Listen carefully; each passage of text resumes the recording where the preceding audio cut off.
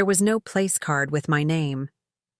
After 70 years of life and 40 years of raising her alone, I was expected to stand in the back like staff. I clutched my purse tighter, feeling the weight of the secret I carried inside, a secret that would stop her ceremony before she said, "I do."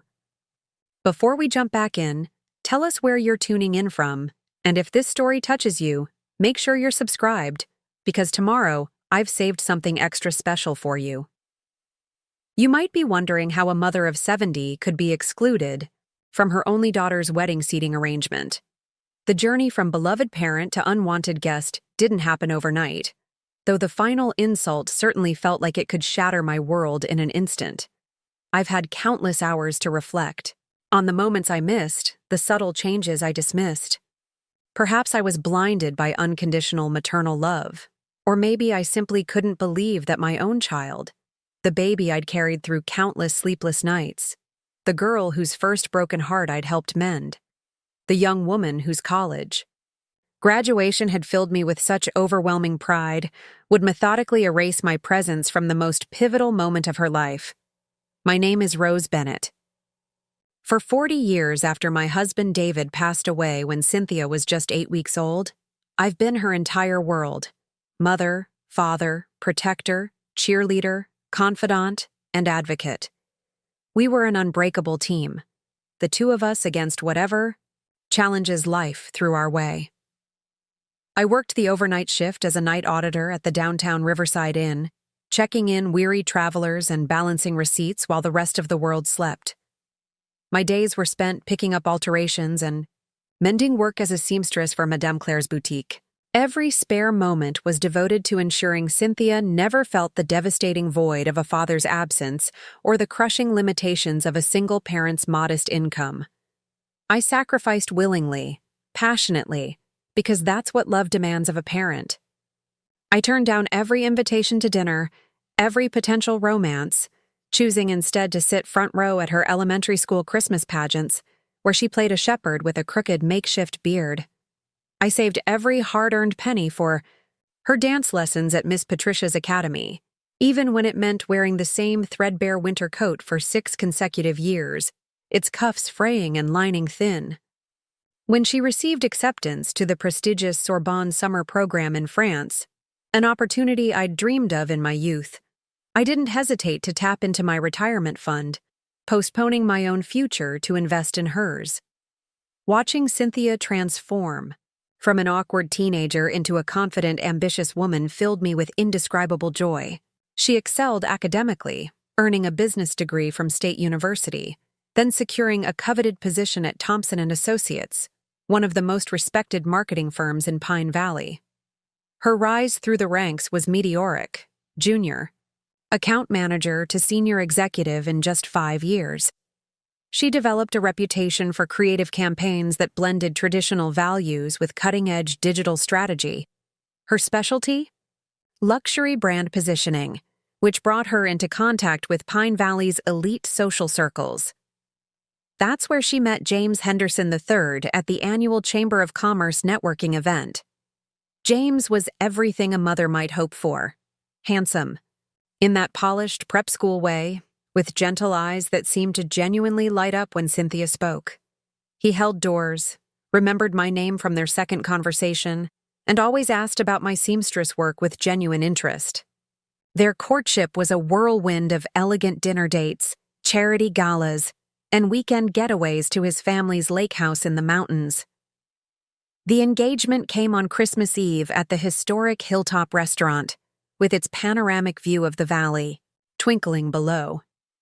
James had arranged for our entire table to be serenaded by violinists playing La Vie en Rose, my favorite song, which Cynthia had apparently shared with him.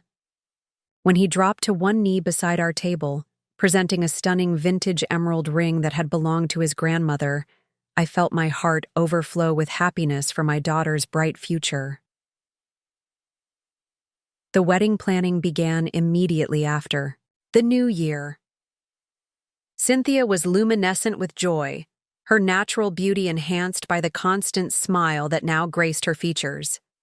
I cherished those early months of preparation, We spent entire Saturdays exploring venue options, from the historic Waverly Mansion with its grand ballroom to the intimate garden terrace with its rose-covered arbor.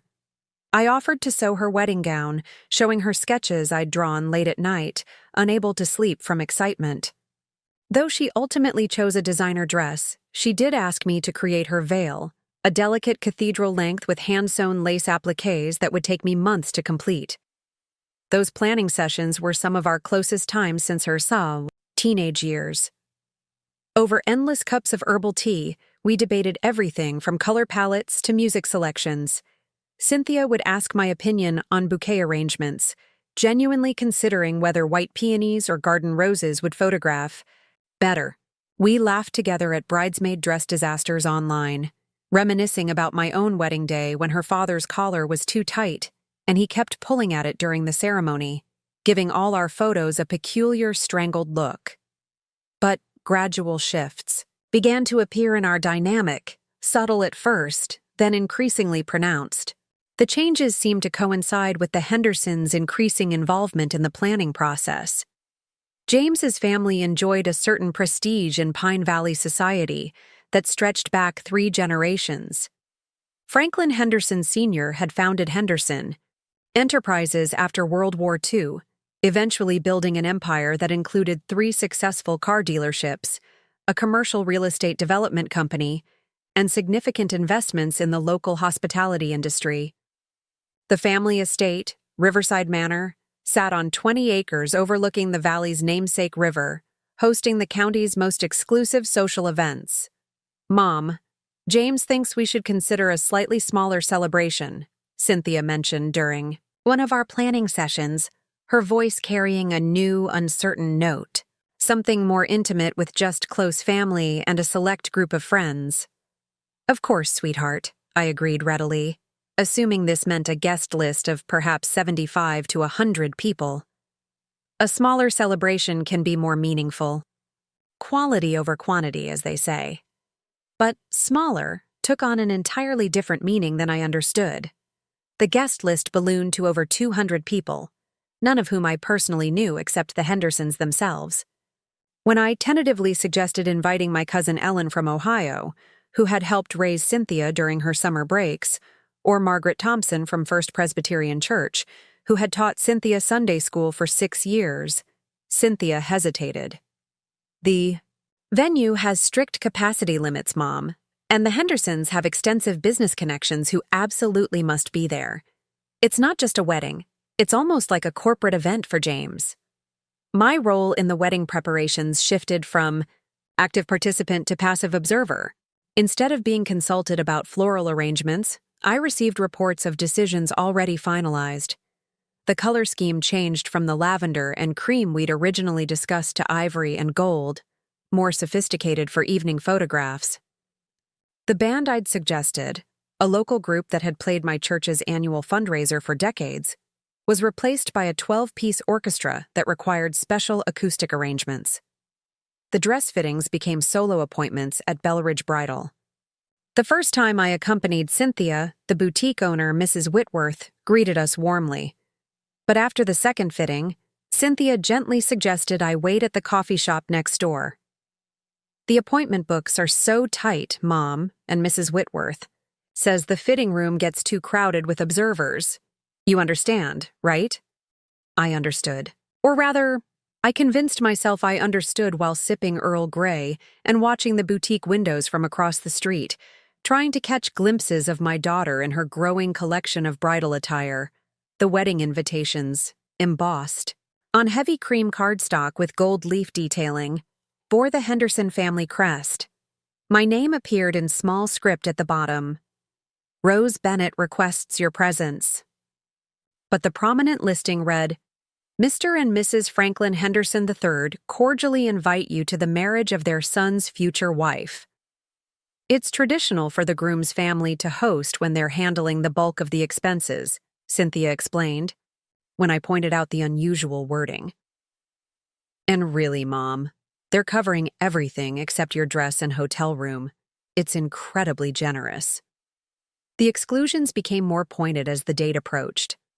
The bridal shower, hosted by Mrs. Henderson at their country club, included a guest list of society matrons, James's female relatives, and Cynthia's work colleagues. My invitation arrived a week after everyone else's, and when I mentioned it, Cynthia seemed surprised. "Oh, Mom, I thought you'd be automatically included. Let me check with Mrs. Henderson." Later, she called back. "Patricia's in charge of invitations, James's sister. She said there must have been a mix-up with addresses. Of course you're invited."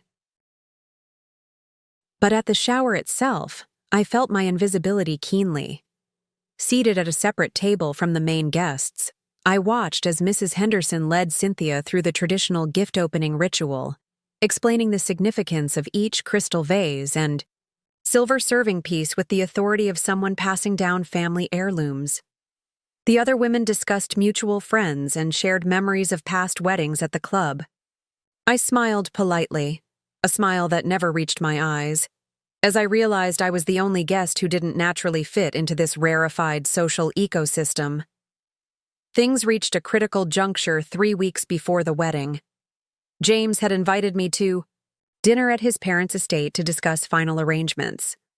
The Henderson home, a sprawling colonial revival mansion, intimidated me from the moment I saw it. The circular driveway alone was larger than my entire rental property. Inside, European antiques and expensive artwork lined the halls. A formal dining room seated 20, with a crystal chandelier that probably cost more than my car. Mrs. Henderson, Victoria, greeted me coolly, her perfectly coiffed silver hair and tailored suit making me acutely aware of my discount store dress. "Rose, we're so glad you could join us. Please, make yourself comfortable." The conversation over the elaborate meal, prepared by their chef and served by staff, focused on logistics, seating arrangements, transportation, timing, photography. James spoke confidently about various elements, occasionally consulting Victoria for confirmation. Cynthia nodded along, adding details about her preferences within the established parameters. "Mom," Cynthia said carefully as dessert was served, "we've been discussing the processional order. Given the traditional hierarchy, Mrs. Henderson will be seated first as mother of the groom, followed by her immediate family." "Of course," I agreed, though something in her tone suggested more was coming. The wedding planner suggested, and James's family agrees, that for aesthetic purposes, biological parents and symbolic parents might be positioned differently during the ceremony. I set down my fork. "What does that mean exactly?" James cleared his throat. "It's just that, traditionally, when there's a significant socioeconomic disparity between families, the formal photographs and processional sometimes follow a different protocol." The words hit me like ice water. They were suggesting that I, Cynthia's mother, the woman who had raised her alone for 40 years, should be treated differently because I wasn't wealthy enough for their society standards. "I see," I said quietly, though I saw very clearly. "It's not personal, Mom," Cynthia added quickly. "It's just how these things are done in certain social circles. The Hendersons have been part of Pine Valley society for generations. They understand these protocols better than we do." "These things?" I repeated. "You mean treating your mother as a second-class citizen at your own wedding?" Cynthia's face flushed. "That's not what I meant, and you know it. I'm just trying to make this work for everyone." The dinner ended awkwardly, with polite farewells that felt empty and perfunctory. As I drove home in my aging Honda, past the manicured lawns and elegant homes of Riverside Heights, I reflected on how dramatically our relationship had shifted. The daughter who had once defended me fiercely against anyone who dared suggest she came from a broken home now seemed embarrassed by my very existence. The breaking point arrived exactly 1 week before the ceremony. I was at the final fitting for the mother of the bride dress I'd purchased, a modest but elegant navy blue ensemble with a matching jacket. My phone rang just as the seamstress finished hemming the skirt. "Mom, can you come by the Henderson house?" "We're finalizing the seating chart, and there's something we need to discuss." An hour later, I sat in their informal sitting room, surrounded by Mrs. Henderson, Patricia, James's sister, and various wedding planners and coordinators.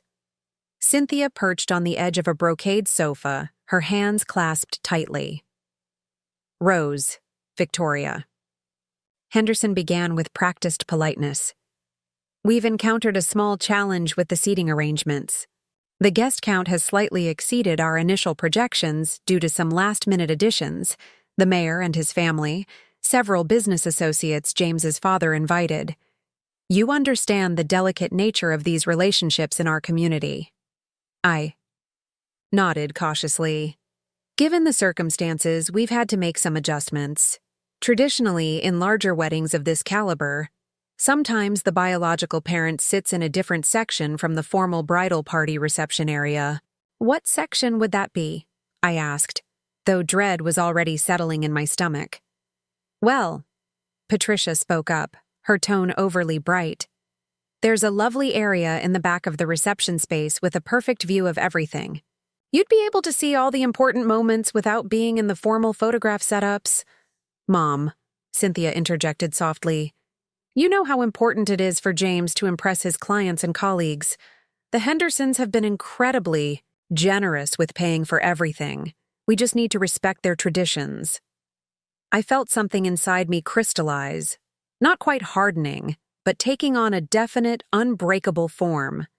So you're telling me that after 40 years of giving Cynthia everything, after raising her alone, working multiple jobs, sacrificing my own dreams and security, I should sit in the back of her wedding reception like hired help? The room fell. Silent. Victoria maintained her composed expression. Patricia busied herself with wedding binders. Cynthia stared at her hands. Of course not like hired help, James finally said. More like honored guest seating, a special section. Without a designated place card, I stated, rather than asked. The reception area is arranged by table numbers, Victoria explained. Several tables in the secondary area remain unassigned for flexibility. I see. I stood, collecting my handbag. Thank you for the clarification. I'll see myself out. That night, I sat in my small living room, surrounded by photographs that chronicled our life together. Baby Cynthia in the hand-knitted christening gown I'd made. Toddler Cynthia at the park, chocolate ice cream smeared across her face. School-age, Cynthia holding up spelling bee trophies and honor roll certificates. Teenage Cynthia in the prom dress I'd sewn because store-bought ones were beyond our budget. College Cynthia at graduation, her eyes shining with gratitude as she publicly thanked me for making her education possible. Where had that girl gone? When had my confident, loving daughter transformed into someone who would relegate her own mother to the shadows of her wedding? I picked up the framed photo from Cynthia's college graduation. In it, she was kissing my cheek while I held her diploma proudly. On the back, in her neat handwriting, were the words, "To Mom, my first and best teacher. I'll never forget what you've sacrificed for me." Apparently, she had forgotten. The final insult came the day before the wedding. Cynthia arrived at my house unannounced, carrying coffee from that expensive downtown cafe she now frequented. She seemed nervous, fidgeting with her designer handbag. "Mom, about tomorrow," she began, not meeting my eyes. "The wedding coordinator found a small error in the seating chart. Apparently, they overlooked some distant cousins of the Henderson family who needed to be included. And?" My voice was steady, though my heart was beginning to race. "Well, given the last-minute additions, there might not be a specific designated seat for you during the ceremony." The words hung in the air like a physical presence. I set down my coffee cup carefully, afraid my shaking hands might betray my emotions. "No seat? You'll still come, of course," she rushed to assure me. "You can stand in the back section. The ceremony is only about 20 minutes, and if someone doesn't show up, there might be an empty seat you can use during the reception." I studied my daughter's face, searching for some remnant of the child I'd raised, the young woman who had once written thank you notes for every small kindness I showed her. Instead, I saw someone who had learned to value social status over maternal sacrifice, who could suggest her mother stand in the back of her wedding as if watching from the sidelines were some kind of privilege. "I hope you understand," she continued, her voice taking on a pleading note. "It's just so important that everything goes perfectly. James's family, they're very influential in this community. The wedding sets the tone for our entire future social standing." "Your social standing," I corrected gently. "Not your future happiness, not your values, your social standing." Cynthia's face flushed. "That's unfair. You know what I mean. In James's circles, these things matter. Connections, appearances, following protocol, it all leads to business opportunities, social influence, opening doors for any children we might have." "Children?" I felt something shift inside me, a final piece of the puzzle clicking into place. "You're already thinking about raising children in this world where mothers can be relegated to the sidelines of their daughters' biggest moments?" We parted that day with forced smiles and hollow reassurances. After she left, I sat among the photographs and wedding mementos scattered across my coffee table. The invitation to her high school graduation, where I'd been seated in the front row of the auditorium. The program from her college awards ceremony, where I'd been introduced as the most important person in my life. The Mother's Day card from last year, filled with gratitude for my endless love and sacrifice. That's when I made my decision. If Cynthia wanted to play by society's rules, if she wanted a wedding that prioritized social connections over family bonds, I would give her exactly that. But with a twist she never saw coming, I walked to my bedroom, to the old cedar chest at the foot of my bed. Inside, beneath layers of tissue paper and dried flowers, I found what I was looking for. My grandmother's ruby necklace, an exquisite piece that had been passed down through 4 generations of Bennett women. It wasn't ostentatious, but anyone who knew fine jewelry would recognize its value, likely worth more than Cynthia's engagement ring. Next, I moved to my writing desk and retrieved an old address book I hadn't opened in decades. My fingers trembled as I flipped through brittle pages, past names of old friends and relatives who had long since faded from my life. Finally, I found what I was looking for, written in faded blue ink. Michael Lawson. No address, no phone, number, just a name that carried decades of weight and consequence. I picked up my phone and dialed information, my heart pounding as I asked for assistance finding a number in Santa Fe, New Mexico. The operator was patient as I explained I was looking for someone I hadn't contacted in 40 years. 10 minutes later, I held a scrap of paper with a phone number that could change everything. I stared at it for a long time, weighing the implications of the choice before me. Cynthia had made me invisible at her wedding. Now I would make sure everyone saw me, not as a shameful reminder of her modest beginnings, but as someone with my own dignity, my own value, my own power. With trembling fingers, I dialed the number. After 3 rings, a warm, familiar voice answered. One I hadn't heard since the day my life had shattered and rebuilt itself around protecting my daughter from its fragments. Michael Lawson speaking. I closed my eyes, steadying myself. "Michael, this is Rose Bennett. I know it's been 40 years, but I need your help. My daughter, our daughter, is getting married tomorrow, and it's time she learned the truth about her father." The silence on the other end stretched for what felt like eternity before he spoke. "Rose? My God. I never thought... you said you never wanted to speak to me again?" "Things change," I said simply. "People change. Tomorrow, at the Garden Valley Country Club, Cynthia is marrying James Henderson III. The ceremony begins at 4. I'm not asking you to come as her father. She believes you died when she was a baby. I'm asking you to come as someone I've known for a very long time. Someone who can remind her that her mother has value, dignity, and connections of her own." Rose, I don't understand. What happened?" She's ashamed of me, I said, surprising myself with the raw honesty in my voice.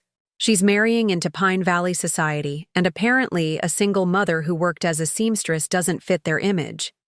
She's relegated me to standing in the back of her wedding like staff. No seat, no recognition, no acknowledgement of everything I gave up for her. That doesn't sound like the daughter you described in your letters, he said quietly. Letters. Yes, I had written to him over the years. Brief updates sent to a P.O. box he'd maintained for decades, just in case. Updates about Cynthia's achievements, her character, her growth. Updates that never mentioned how hard it had been, how much I'd sacrificed, how many nights I'd cried from exhaustion and loneliness. She's lost her way, I admitted. And maybe seeing you tomorrow, understanding that her mother had a life, connections and choices beyond what she's been told, might help her find her way back to who she really is. I'll be there, he said without hesitation. What do you need me to do? Just be yourself, I said. Let them see that Rose Bennett matters to someone beyond these gilded Pine Valley circles.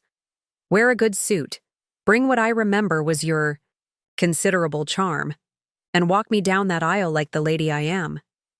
Consider it done, he replied, and for the first time in weeks, I felt a genuine smile spread across my face. That night, I slept fitfully, my dreams filled with images of weddings, past and present. I woke before dawn, methodically preparing for the day ahead. I styled my silver hair elegantly, applied makeup with care, and dressed in the midnight blue ensemble that made me feel both dignified and attractive. Around my neck, I clasped my grandmother's ruby necklace, its deep red stones catching the morning light. At precisely 3:30 p.m., Michael's rental car pulled up to my house. He stepped out, and I felt my breath catch.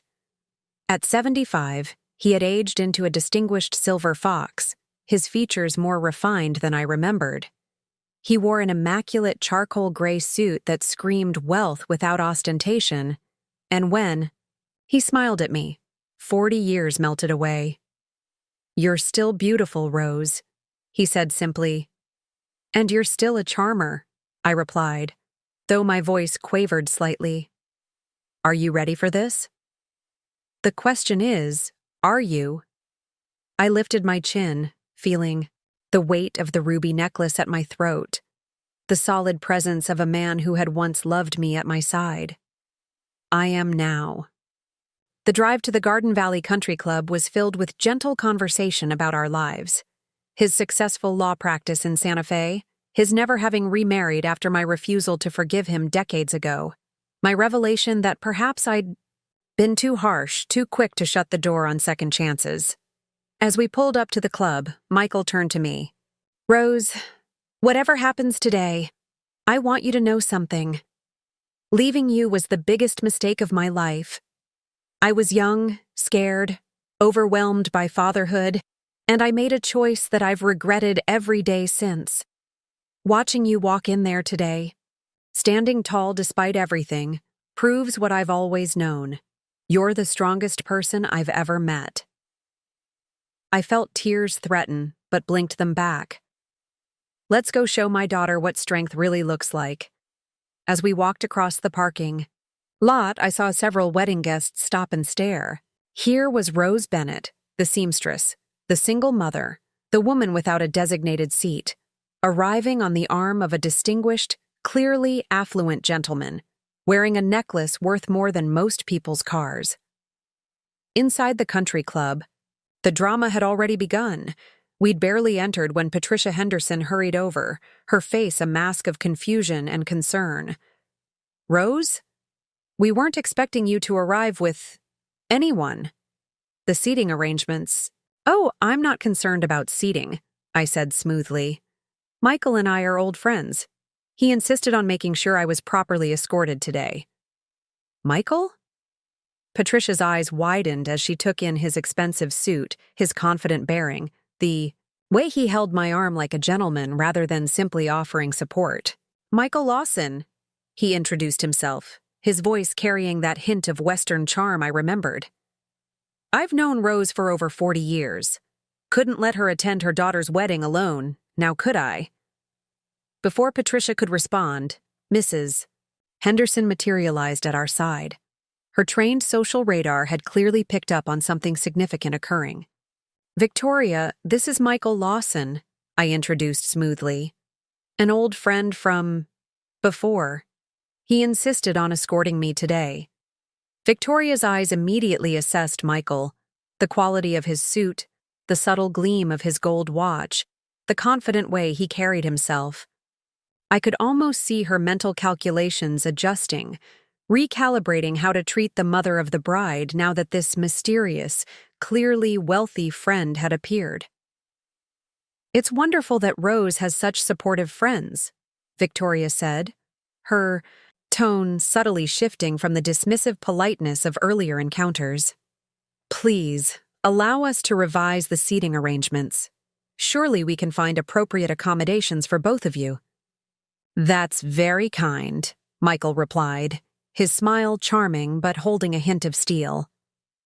Though I must say, I was surprised to hear Rose mention she didn't have a designated seat.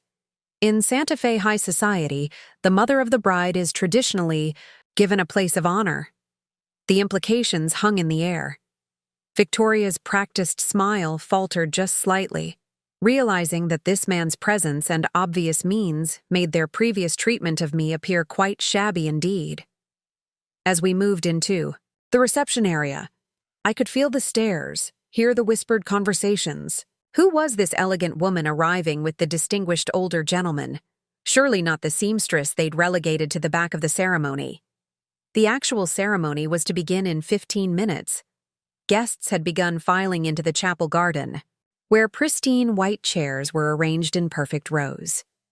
At the end of the rose-petal-strewn aisle stood James, resplendent in his custom tuxedo, flanked by his groomsmen, all of whom looked like they'd stepped from the pages of a country club membership brochure.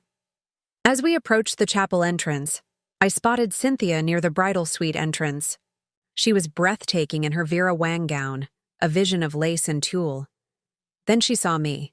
Her eyes widened, taking in my appearance, the elegant styling, the exquisite necklace, and most shocking of all, the distinguished man at my side. For a moment, she looked like the little girl I'd raised, confused and slightly intimidated before her social training kicked in. "Mom?" she called out uncertainly. "I didn't know you were bringing anyone." "Cynthia, this is Michael Lawson, an old friend," I introduced formally.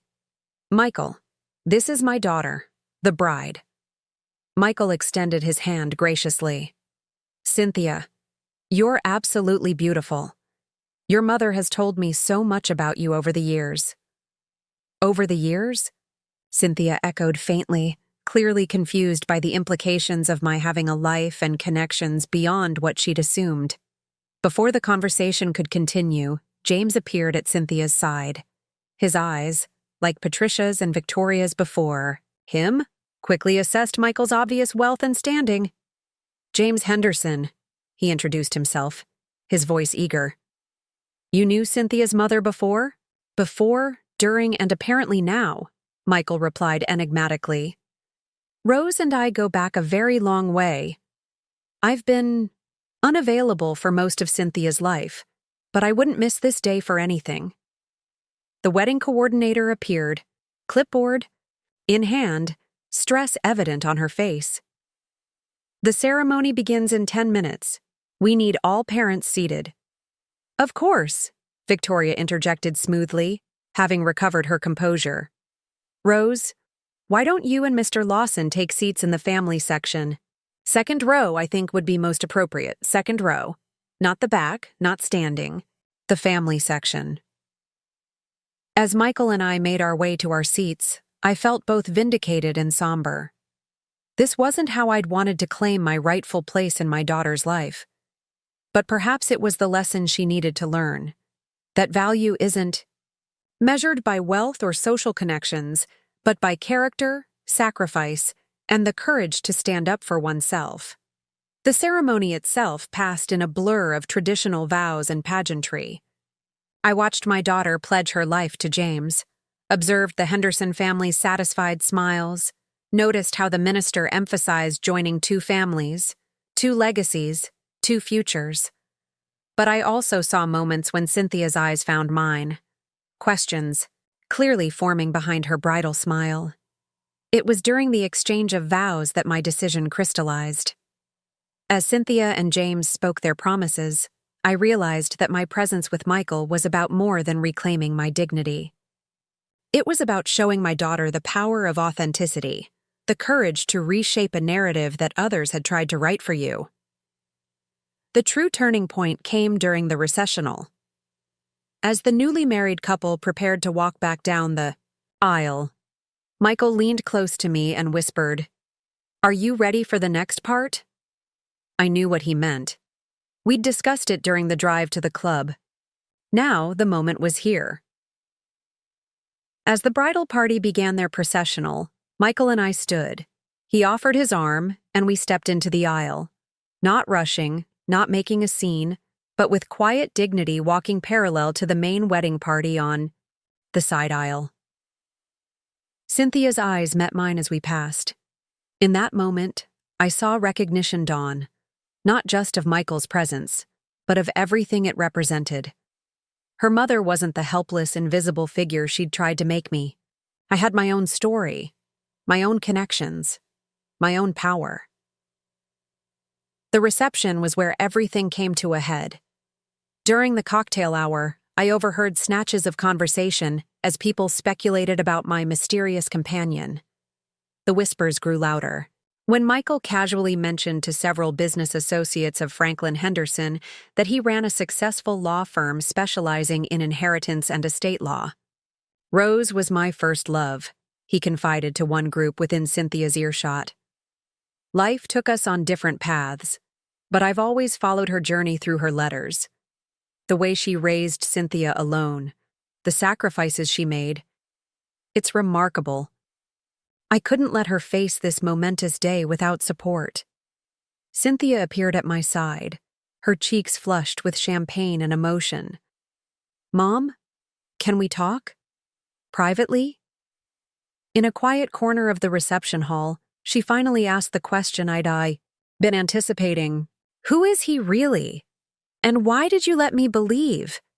Why didn't you tell me you had someone important in your life?" "Because," I said carefully, "I've spent 40 years making sure you never felt like you were missing anything. But sometimes, children need to learn that their parents are complete people, not just roles they play in their children's lives. But the way the Hendersons looked at you when you arrived with him..." She trailed off. "You mean with respect?" I supplied gently. "Darling, I didn't need Michael to earn that respect. I raised an incredible daughter who graduated top of her class, built a successful career, and is now married to a wonderful man. That's worth respect regardless of bank accounts or social connections." Cynthia's eyes filled with tears. "I'm sorry, Mom. I got caught up in all of this. The wedding, impressing James's family, fitting in with their world. I forgot." "You forgot that I was the first person to believe in you," I finished softly. "Before there were Hendersons, before there was this social circle, there was us. We were a team." "We still are," she whispered, reaching for my hand. "Aren't we?" The reception continued with a subtle but noticeable shift in dynamics. Victoria Henderson personally ensured Michael and I were seated at the family table for dinner. Patricia apologized for the earlier misunderstanding about seating arrangements. Even Franklin Henderson engaged Michael in conversation about legal matters, clearly reassessing his earlier dismissal of Cynthia's humble background. As the evening progressed, Michael danced with me during the special dances, drawing admiring glances from the society crowd. But the most meaningful moment came during the mother-daughter dance. Cynthia had originally chosen a popular contemporary song, but as the music started, she shook her head and whispered something to the DJ. The opening notes of La Vie en Rose filled the reception hall, the same song that had played during James's proposal, my favorite song. As we swayed together, Cynthia leaned close. "In all my planning, I forgot the most important person in my life," she murmured. "I'm sorry it took seeing you with Michael to remember what really matters. Sometimes we need a change in perspective, to see what's been in front of us all along," I replied. As the evening concluded, Michael and I prepared to leave. Cynthia hugged us both, holding on perhaps a moment longer than necessary. "Thank you for coming," she told Michael. "For taking care of my mom? I should have done it sooner," he replied simply. After Cynthia and James departed in their decorated getaway car, Michael drove me home. We sat in his rental car outside my modest house, the contrast between the evening's opulence and my simple neighborhood stark in the darkness. "I meant what I said earlier," Michael told me. "About regrets, about wishes I could change the past." "The past got me Cynthia," I said. "I wouldn't change that for anything." "What about the future?" he asked. "Is there room for second chances?" I looked at my house, the place where I'd raised Cynth as I stepped through those chapel doors with Michael Lawson on my arm. I could see the confusion ripple through the Henderson family like an earthquake. Patricia's champagne glass paused midway. To her lips, Mrs. Henderson's perfectly maintained smile faltered for just a moment. Even the wedding photographer seemed startled by the elegance of my entrance, quite different from the background mother they'd been instructed to capture discreetly. The sea of society faces turned toward us with the synchronized precision of practiced social observers. I saw Caroline Whitmore, president of the Pine Valley Garden Club, lean toward Martha Blackstone, whose family owned the largest bank in town. Their whispered conversation was almost audible. "Who is that distinguished man with Rose Bennett?" Michael had suggested this strategy during our drive to the venue. "Rose, these people respect certain signals: wealth, status, connections. If you walk in there looking like someone important, they'll treat you that way. More importantly, Cynthia will be forced to see you differently." He was right.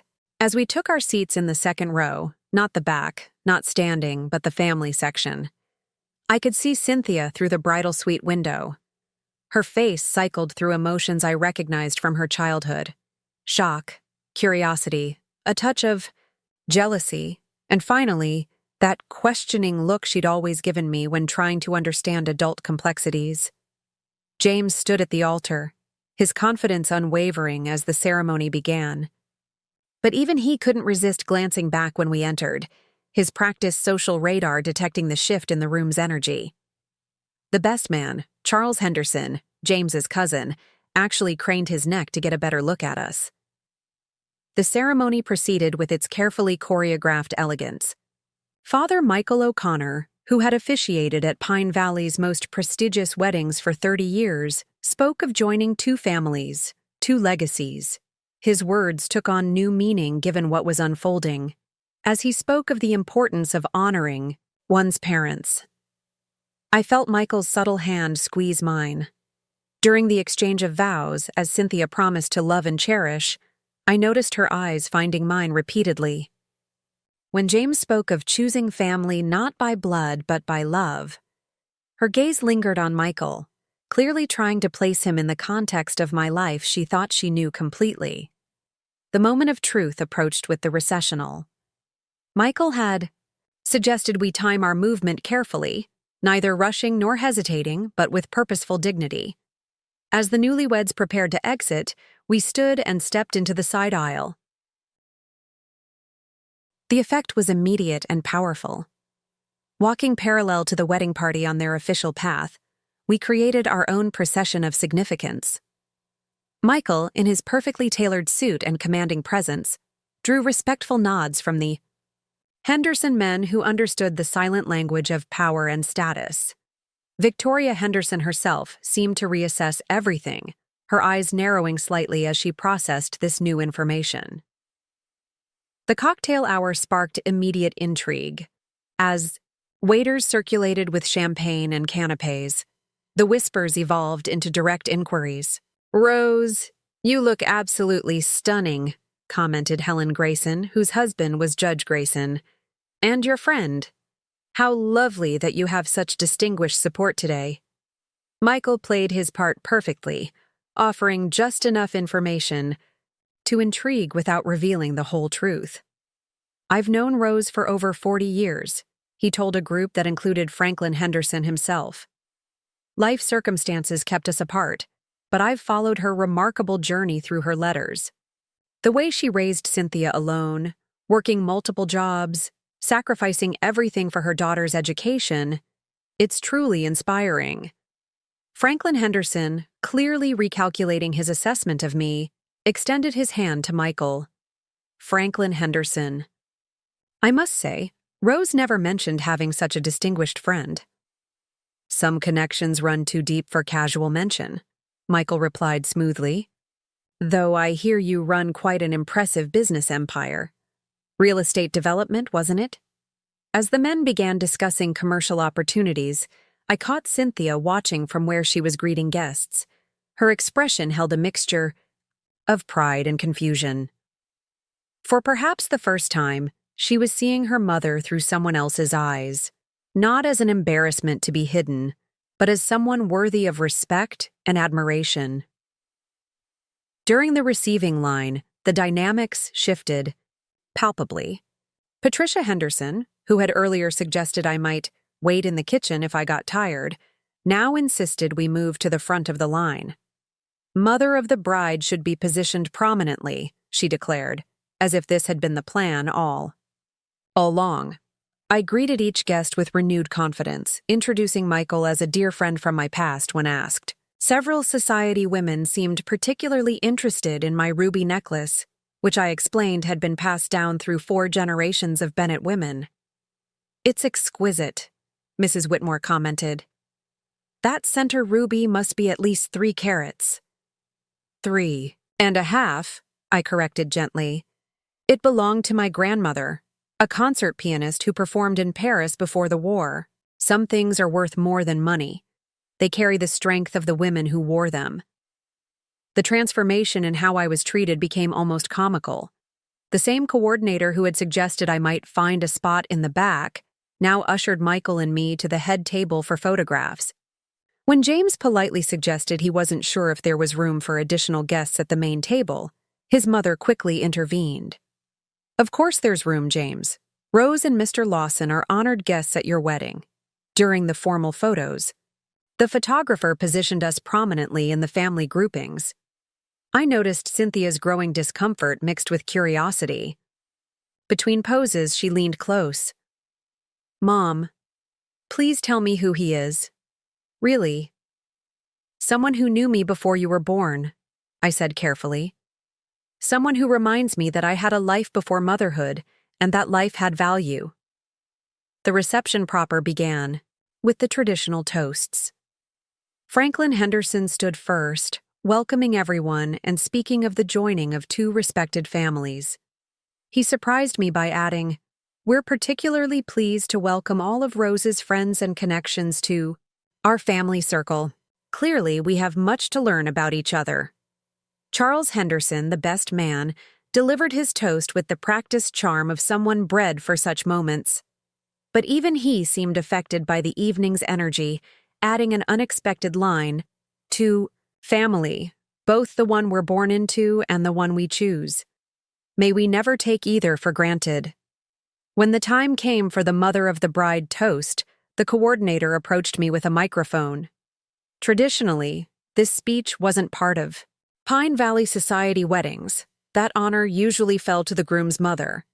But the request came with the weight of expectation, as if denying me the moment would now seem churlish. I stood slowly, feeling Michael's encouraging smile, Cynthia's anxious gaze, and hundreds of eyes upon me. The microphone felt heavy in my hand, but my voice remained steady. Thank you for allowing me this moment. Tonight, watching my daughter in her beautiful gown, I'm reminded that love is the only inheritance that truly matters. 40 years ago, when Cynthia was born, I made promises to protect her, to provide for her, to prepare her for the world, but most importantly, to show her that dignity comes from within, not from circumstances. I paused. Let the words sink. In motherhood taught me that strength isn't measured by bank accounts or social standing. It's measured by the willingness to sacrifice, to stand alone when necessary, to believe in someone even when they temporarily forget to believe in you. The room was completely silent now. I could see Cynthia's eyes glistening with unshed tears.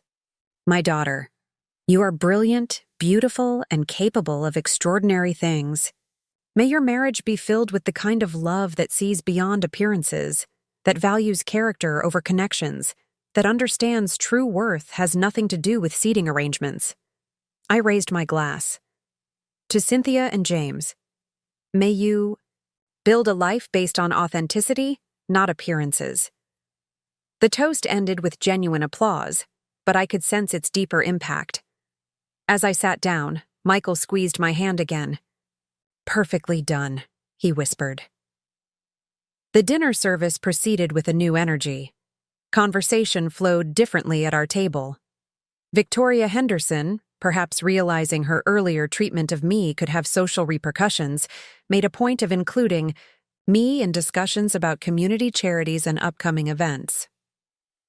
"Rose, I was just telling Eleanor about our hospital auxiliary fundraiser. Would you consider joining our planning committee? We could use someone with your practical experience." "I'd be delighted," I replied, maintaining eye contact. The unspoken understanding passed between us. Society's games were changing, and I was no longer a player to be dismissed. During the band's first set, Michael asked me to dance. As we moved across the floor to La Vie en Rose, I was aware of all eyes on us. The Pine Valley elite weren't accustomed to seeing such obvious chemistry between people our age. "You're shining tonight," Michael murmured as we danced. "Not because of me, but because you've remembered your own light." His words struck deep. He was right. The woman who had allowed herself to be pushed aside, to doubt her worth, was dissolving. In her place was someone familiar, the Rose Bennett, who had fought tooth and nail to raise her daughter alone, who had worked multiple jobs without complaint, who had refused to let poverty define their lives. The evening progressed with increasing drama. During dessert service, James's grandmother, Eleanor Henderson, approached our table. At 92, she was the undisputed matriarch of the family, whose approval could make or break social standing in Pine Valley. "Mrs. Bennett," she said in her refined voice, "I must apologize. Earlier this week, Victoria mentioned some confusion about seating arrangements.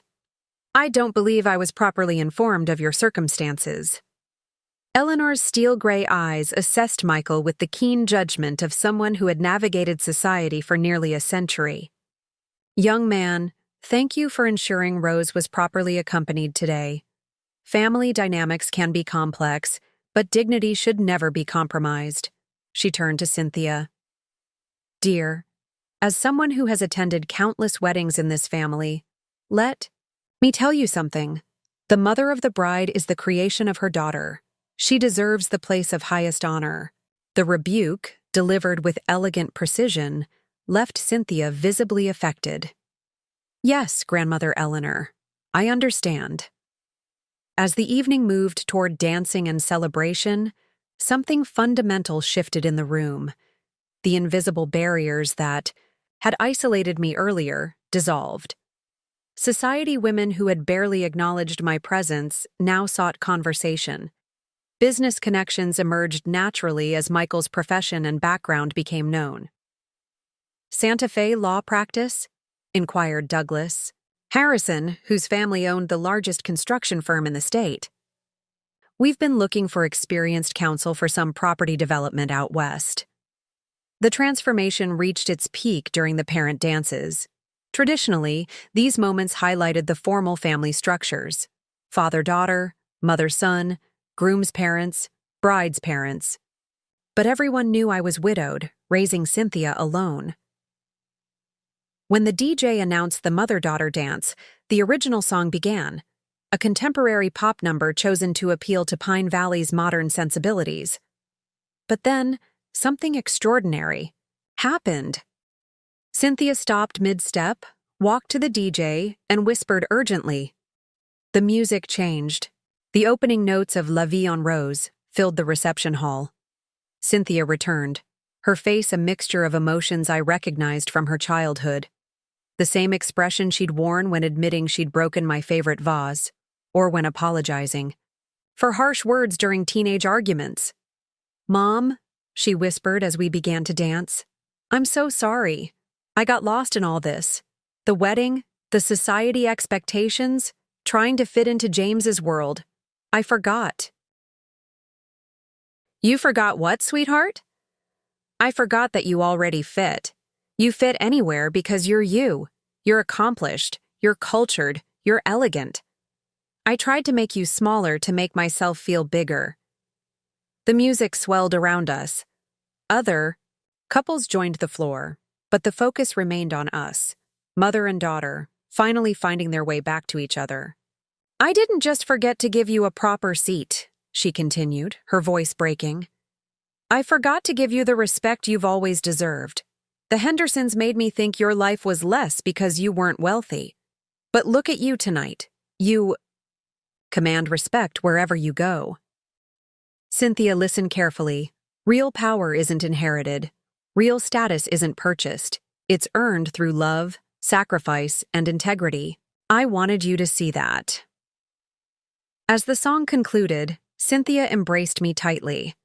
Around us, the Pine Valley elite applauded. Not politely, but with genuine warmth. Even Patricia Henderson's eyes glistened with emotion. The revelation continued as the evening progressed. During a quieter moment, I found myself alone with James by the champagne fountain. To my surprise, he initiated conversation. "Mrs. Bennet, Rose, I owe you an apology.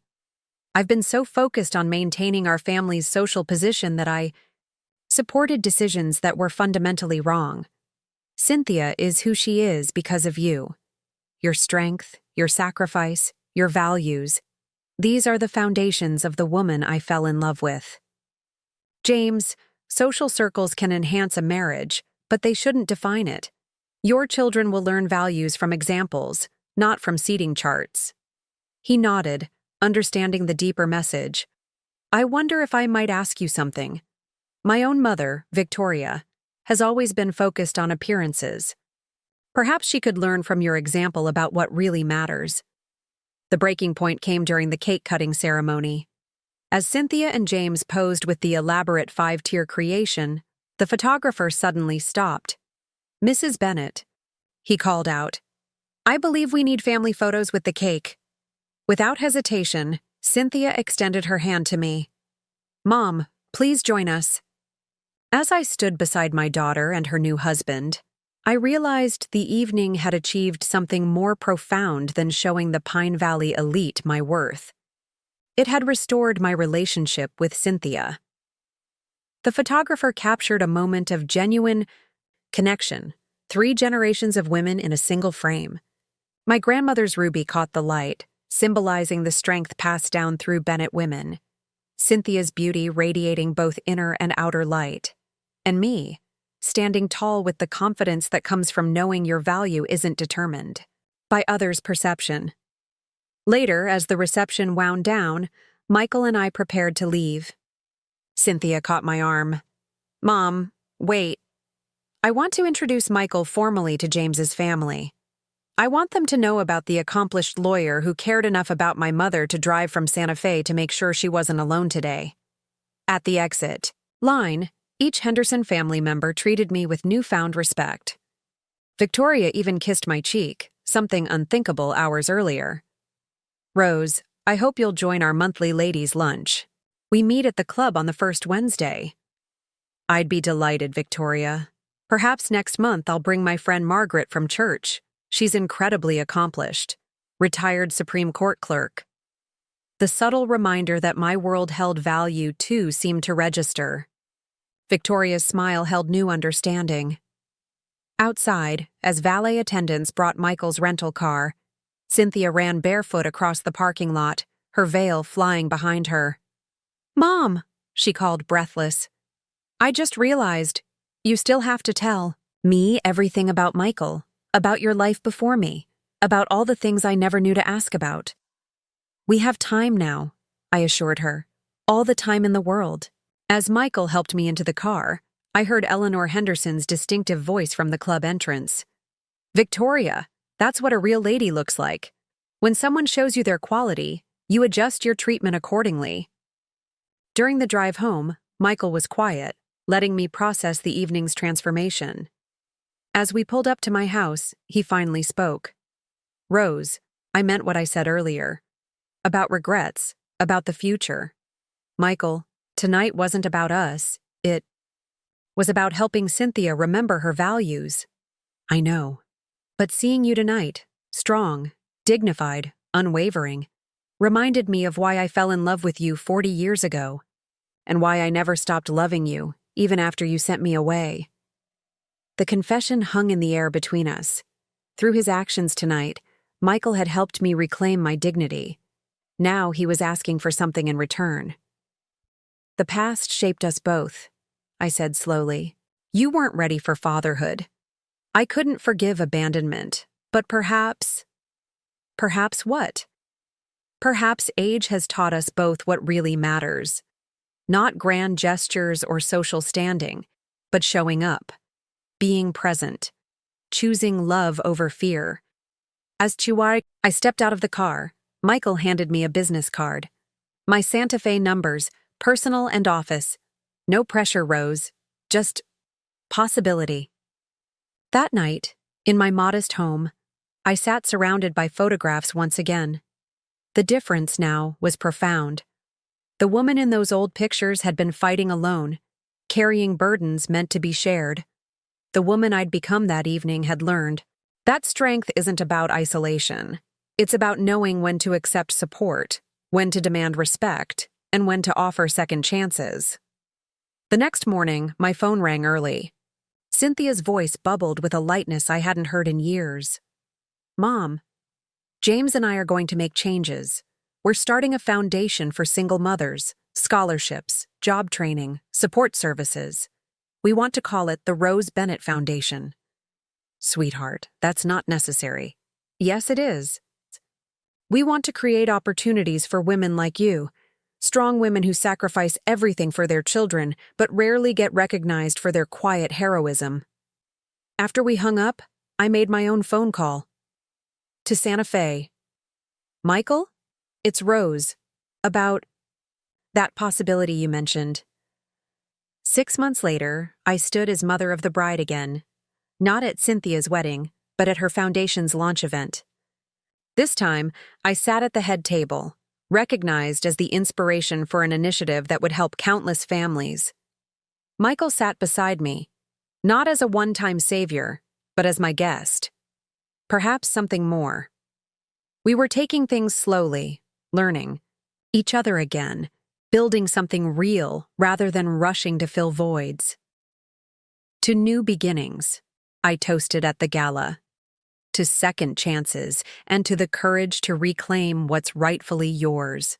The Pine Valley elite applauded, not just for the charity initiative, but for the transformation they'd witnessed, of how one evening could reshape understanding, restore dignity, and prove that worth has nothing to do with predetermined seating arrangements.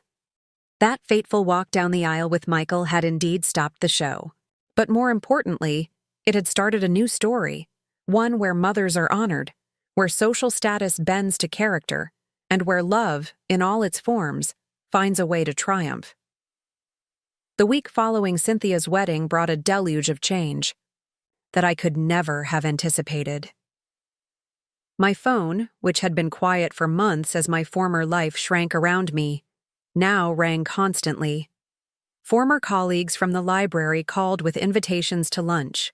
The Garden Valley Historical Society requested my expertise for a textile exhibition.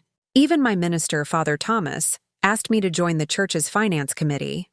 Apparently, my strong financial mind had been recognized by Patricia Henderson during their board meeting. Most unexpected was the package that arrived on Tuesday morning. A formal invitation on cream-colored stationery embossed with the Henderson family crest. Eleanor Henderson had personally invited me to the Wednesday ladies' luncheon at the country club. Enclosed was a handwritten note on her personal stationery. My dear Rose, it would delight me to finally introduce you properly to our circle. Please consider yourself my personal guest. Eleanor. Eleanor Henderson, at 92, was more than the matriarch of Pine Valley's oldest family. She was the gatekeeper of social acceptance, the arbiter of who belonged and who didn't. Her invitation wasn't merely social. It was a declaration that I had been admitted to a club that had previously viewed me as the help. I called Harriet immediately, my voice shaking with a mixture of vindication and irony. Harriet, guess who wants me to join the Wednesday ladies' luncheon? Let me get this straight, Harriet chuckled. Last week they didn't want you seated at your own daughter's wedding, and now Eleanor Henderson wants you at the Pine Valley Power. Lunch? Strange how things change when you show up differently, isn't it? The luncheon would be my first formal social event since the wedding.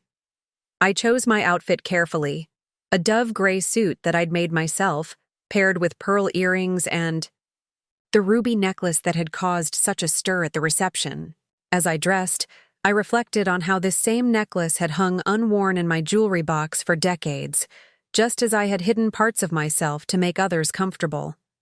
At the country club, a young valet took my car, my modest Honda, with the same respect he showed the Bentleys and Mercedes that preceded me. Inside, the maitre d' greeted me by name. Mrs. Bennet, Mrs. Henderson is expecting you. Please allow me to show you to the private dining room. Eleanor sat at the head of a long table, surrounded by Pine Valley's most influential women. Caroline Whitmore was there, as was Martha Blackstone from the bank board. Judge Grayson's wife, Helena, occupied the seat to Eleanor's right. As I entered, Eleanor raised a bejeweled hand. Ladies, Rose Bennet has finally agreed to join us. I've been telling you all. Anyone who can raise a daughter like Cynthia while working multiple jobs and maintain such dignity deserves our highest respect. Something shifted in that moment. These women, who had ignored or patronized me for years, suddenly saw me through Eleanor's eyes, as an equal worthy of admiration rather than a single mother to be pitied or overlooked. During the luncheon, conversation flowed naturally. Victoria Henderson, who had orchestrated my exclusion just weeks ago, now solicited my opinion on the hospital auxiliary fundraiser. Rose, you have such practical experience managing on a budget. How should we approach donors who are feeling the economic pinch? But the most profound conversation came when Helen Grayson, the judge's wife, mentioned a disturbing trend in family court. We're seeing more elderly people being financially exploited by their children. It's heartbreaking. Actually, I interjected, finding my voice in this setting for the first time. I've been considering starting a support group for seniors navigating family relationships and financial boundaries. Too often, we don't recognize manipulation until it's too late. Eleanor's eyes lit up. Brilliant! The Community Outreach Center has been looking for new programs. Rose, would you lead this initiative? As the luncheon concluded, Eleanor asked me to stay behind. Once the others had left, she fixed me with her penetrating gaze. My dear, I must apologize for my family's behavior. Victoria isn't bad-hearted, just worried about maintaining status. But true status, real respect, comes from how we treat others, not from seating arrangements. I nodded, considering my response carefully. Eleanor, I appreciate your kindness, but I don't need your family's status. What happened at the wedding taught me something valuable. My worth doesn't change whether I stand in the back or sit at the head table. Eleanor smiled approvingly. That, my dear, is exactly why you belong here. The following Sunday brought another revelation. Father Thomas invited me to lead the adult Sunday school class discussion on finding dignity in difficult circumstances. As I prepared my thoughts, I realized how my perspective had fundamentally shifted. A month ago, I would have felt intimidated standing before this congregation. Now I spoke with confidence about recognizing our inherent worth and demanding respectful treatment. After the service, Patricia Henderson approached me, the same Patricia who had suggested I wait in the kitchen when tired. "Rose," I was wondering, "if you'd consider helping with our Christmas pageant costumes? Your sewing skills are legendary, and this year we're doing a Victorian theme." The request felt different now, not condescending, but genuine. Still, I needed to establish boundaries. "I'd be happy to consult on the costumes, Patricia. But I won't be doing the bulk of the sewing. Perhaps I could teach a group of volunteers instead." "Of course," she agreed quickly. "We should have thought of that. You're doing so much already." Each interaction revealed layers of change radiating out from that wedding night. My relationship with Cynthia deepened dramatically. She called daily now, not with requests as before, but to genuinely connect. We discussed her marriage, her work, her dreams of motherhood someday. "Mom," she said during one of our evening conversations, "I've been thinking about that foundation. We want to do more than just scholarships. We're planning mentorship programs, small business loans, career development workshops. I want to create the support system you never had." Her words took me back to those early years when I would have given anything for just one person to believe in me, to guide me through the maze of single parenthood and financial hardship. Michael had returned to Santa Fe after the wedding, but we spoke regularly. Our conversations, initially cautious, grew more intimate as weeks passed. He shared about his law practice, his volunteer work with indigenous rights organizations, his quiet life in the high desert. I told him about my expanding social life, the surprising acceptance I'd found, the person I was becoming. "Rose," he said one evening, his voice gentle but firm, "I'm coming to visit next month. No hidden agenda, just I'd like to see where my letters found you all these years." The thought of Michael in my home, this modest rental that spoke of hard work and careful budgeting, initially unsettled me. But then I remembered the lesson from the wedding. My value wasn't determined by square footage or expensive furniture. It came from the life I'd built, the love I'd given, the strength I'd cultivated. Meanwhile, the Rose Bennett Foundation's launch approached rapidly. Cynthia had insisted on holding the event at the community center rather than the country club, wanting to make it accessible to the very people it would serve. I supported this choice while helping her navigate the complexities of society fundraising. "We need both crowds," I explained as we planned the guest list. "The Pine Valley elite who can write large checks, and the single mothers who need to hear this message. The art is blending them respectfully." 2 days before the gala, Cynthia stopped by with boxes of tissues and red-rimmed eyes. "Mom, I was going through old papers, organizing for the foundation, and I found something." She handed me a manila envelope. "It was in the back of my closet. I must have saved it when I moved back from college." Inside were letters, dozens of them. Letters I'd written to Michael over the years, copies I'd kept without remembering where I'd stored them. Letters describing Cynthia's first steps, her spelling bee victories, her college acceptance. Letters sharing my fears about raising her alone, my pride in her achievements, my hopes for her future. "Mom, I had no idea. You documented my entire life for someone you thought would never read them." "I needed someone to bear witness," I admitted.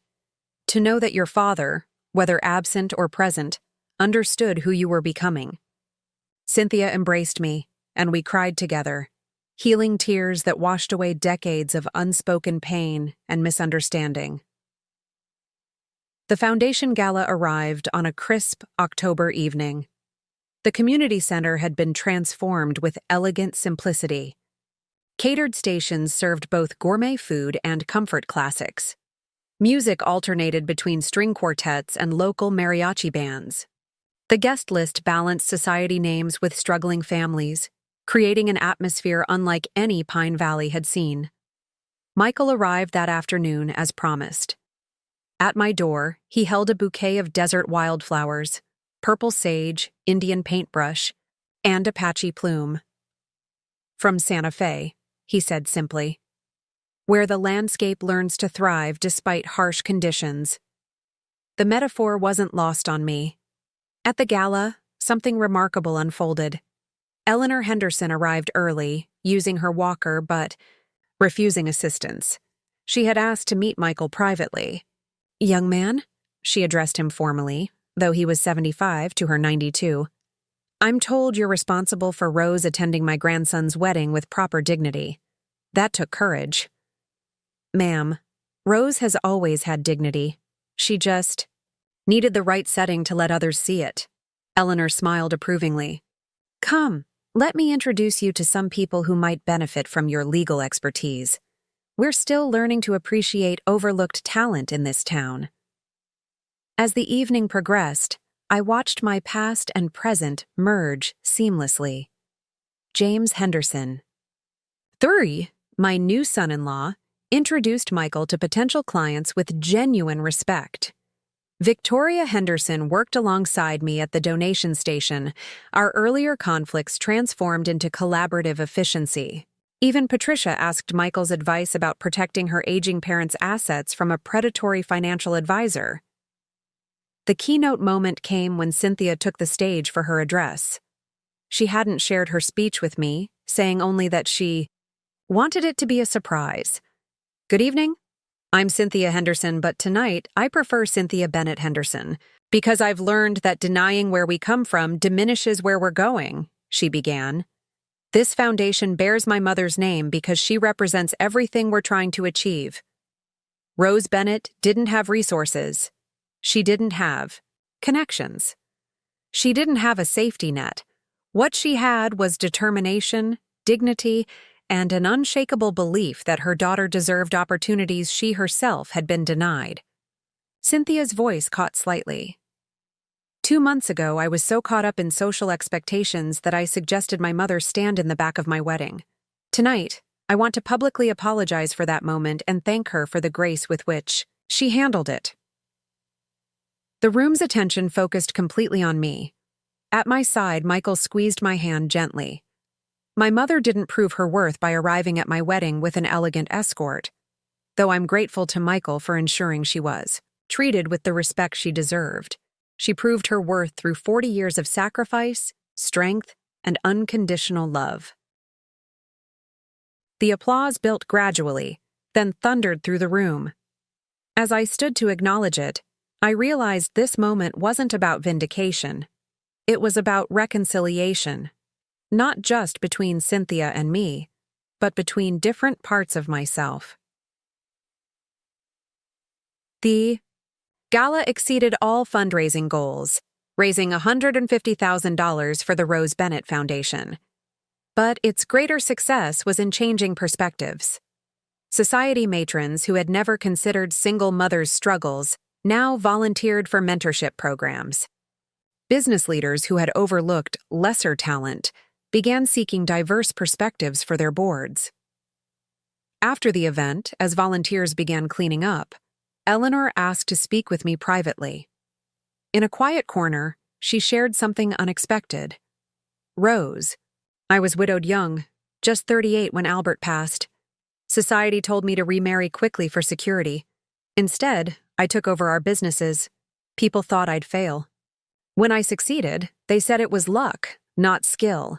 I want you to know, I recognize in you the same spirit I found in myself." The confession created an unexpected bond. Eleanor wasn't just accepting me into society, she was welcoming me as a fellow survivor of its narrow expectations. A month later, I received another significant visitor. Karen Thompson, Cynthia's former college roommate and now editor of the Pine Valley Times, requested an interview for a feature series on Unsung Heroes of Pine Valley. During our conversation, she asked, "What advice would you give to women who feel invisible in their communities?" I considered carefully. Understand that visibility isn't about seeking attention. It's about refusing to diminish yourself for others' comfort. When my daughter tried to make me invisible at her wedding, I had to decide whether to accept that definition or create my own. The article, published 2 weeks later, coincidentally ran the same day Michael arrived for an extended visit. We spent the afternoon walking around Pine Valley, which I now saw through different eyes. At the coffee shop where I'd once waited while Cynthia tried on wedding dresses, the barista greeted me warmly. "Mrs. Bennett? Vanilla latte with extra foam?" Such simple recognition, being seen, remembered, valued, once seemed beyond reach. Now it felt natural, earned. That evening, Michael and I had dinner at a quiet restaurant overlooking the valley. As we watched the sunset paint the landscape in bold colors, he asked, "Rose, these past months, watching you come into your power, it's been remarkable. Where do you see yourself a year from now?" I smiled, thinking of volunteer schedules at the foundation, the support group I was launching for seniors, the Wednesday luncheons where I now contributed rather than observed. I see myself continuing to build bridges between social classes, between generations, between who we think we are and who we actually can become. "And us?" he asked quietly. "Where do you see us?" I reached across the table, taking his hand. "I see us choosing consciously this time, not running from responsibility or hiding from pain, but building something honest and meaningful. We're not the same people who hurt each other 40 years ago." The holidays brought new traditions. Cynthia and James hosted Thanksgiving at their new home, one they'd purchased not in the exclusive Riverside Heights, but in a diverse neighborhood where community mattered more than zip codes. They invited everyone, my cousins from neighboring states, the Hendersons, Michael, Harriet, and even Margaret from church. As we gathered around the table, Eleanor Henderson, now surprisingly close to my sister June, proposed a toast. To family, in all its diverse and beautiful forms, to those who have the courage to demand their rightful place at the table, and to second chances that often lead to deeper understanding. The toast felt like a benediction on the journey that had brought us to this moment. I looked around the table, my daughter, radiant with newfound appreciation for authenticity. My grandchildren-to-be, Cynthia had just announced her pregnancy. Michael, no longer a secret from the past, but an integrated part of our present. Eleanor Henderson, transformed from intimidating matriarch to surprising ally. Later that evening, as guests began departing, Cynthia's business partner, a successful entrepreneur named Lisa Chen, approached me. "Rose, I wonder if we could discuss something. I've been working on developing affordable housing projects with support services for single mothers. Your experience and the foundation's network could be invaluable. Would you consider consulting on the project?" Such invitations had become commonplace. My perspective as someone who had navigated poverty and prejudice was now sought, rather than dismissed. The woman who had once been invisible was now seen as indispensable. But perhaps the most meaningful transformation came during a quiet moment. That January, Michael had settled into a guest cottage on Harriet's property for his extended stay, becoming part of our community rather than a mere visitor. We met for morning coffee at my favorite cafe, the same place where I had waited, unwelcome, outside Cynthia's dress fittings. "You know what I regret most?" I told Michael one morning as we shared the paper and sipped lattes. "Not standing up for myself sooner. All those years of making myself smaller, of accepting less than I deserved because I was afraid of causing conflict." "But look at you now," he replied, gesturing to the newspaper spread before us. My photo accompanied an article about the Foundation's first scholarship recipients, 5 single mothers starting business courses at the community college. That's the difference, I realized. I'm not fighting against anymore. I'm building for. There's power in creating value rather than just demanding recognition. Our conversation was interrupted by a familiar voice. "Excuse me, Mrs. Bennett?" I looked up to see a young woman, perhaps 30, holding a toddler. "I'm Maria Rodriguez. You probably don't remember me, but you helped me with my resume at the unemployment office last year. I just wanted to thank you. I got the administrative job at the mayor's office, and I was able to move my family out of our car. Such encounters happened regularly now. The community work I'd begun tentatively had grown into a network of support that reached far beyond what I'd imagined possible. As winter yielded to spring, Michael and I took evening walks through Pine Valley's neighborhoods, watching the town wake from dormancy. During one such walk, he stopped at a small house for sale, a charming craftsman bungalow with a wide porch and established garden. "What do you think?" he asked, studying my reaction. "It's lovely," I replied carefully. "Are you thinking of putting down roots here?" "I'm thinking we might be ready to put down roots together," he clarified. "If you are." The proposal, when it came 2 weeks later, was perfectly Michael. Simple, honest, and deeply considered. No grand gestures or public declarations, just a quiet evening in my living room. "Rose, we've had 40 years of separation that taught us both who we are. Now I'd like to spend whatever years remain discovering who we can be together. Not rushing, not pretending the past doesn't exist, but building something real." I said yes, not to erase history, but to write a new chapter. Our engagement prompted another evolution in Pine Valley social circles. Eleanor Henderson hosted the announcement dinner, pointedly seating me at the head of the table this time. "To Rose and Michael," she toasted, "may your marriage be blessed with the wisdom of second chances and the strength of partnership freely chosen." The wedding planning process became a healing journey for Cynthia. "Mom, this time, you will have 2 seats, one right next to me throughout the ceremony and reception. And I want to ask something. Would you and Michael consider having a double ceremony? Let our family celebrate all kinds of love, new and rediscovered." We declined the double ceremony but appreciated the gesture's meaning. Instead, our wedding in May was attended by an eclectic mix. Santa Fe friends who knew Michael, Pine Valley society who had learned to value me, single mothers from the foundation who saw hope in our story, and family members grateful for bridges rebuilt. At our reception, Eleanor Henderson gave a speech that captured our community's transformation. 2 months ago, this family learned that true society isn't about excluding the worthy, but recognizing worth in unexpected places. Rose Bennett Henderson now, formerly Bennett, has reminded us that courage comes in many forms, sometimes in demanding respect, sometimes in offering forgiveness, sometimes in choosing love over fear. As Michael and I danced to La Vie en Rose, the Iwai song present at every pivotal moment, I reflected on the photograph that had started everything. That single image, meant to show my competence and connections, had ultimately revealed something deeper about dignity, transformation, and the power of refusing to be diminished. 6 months after our wedding, the Rose Bennett Community Center opened its doors. Built with a combination of foundation funding and community donations, it offered services ranging from financial literacy to career counseling to childcare support.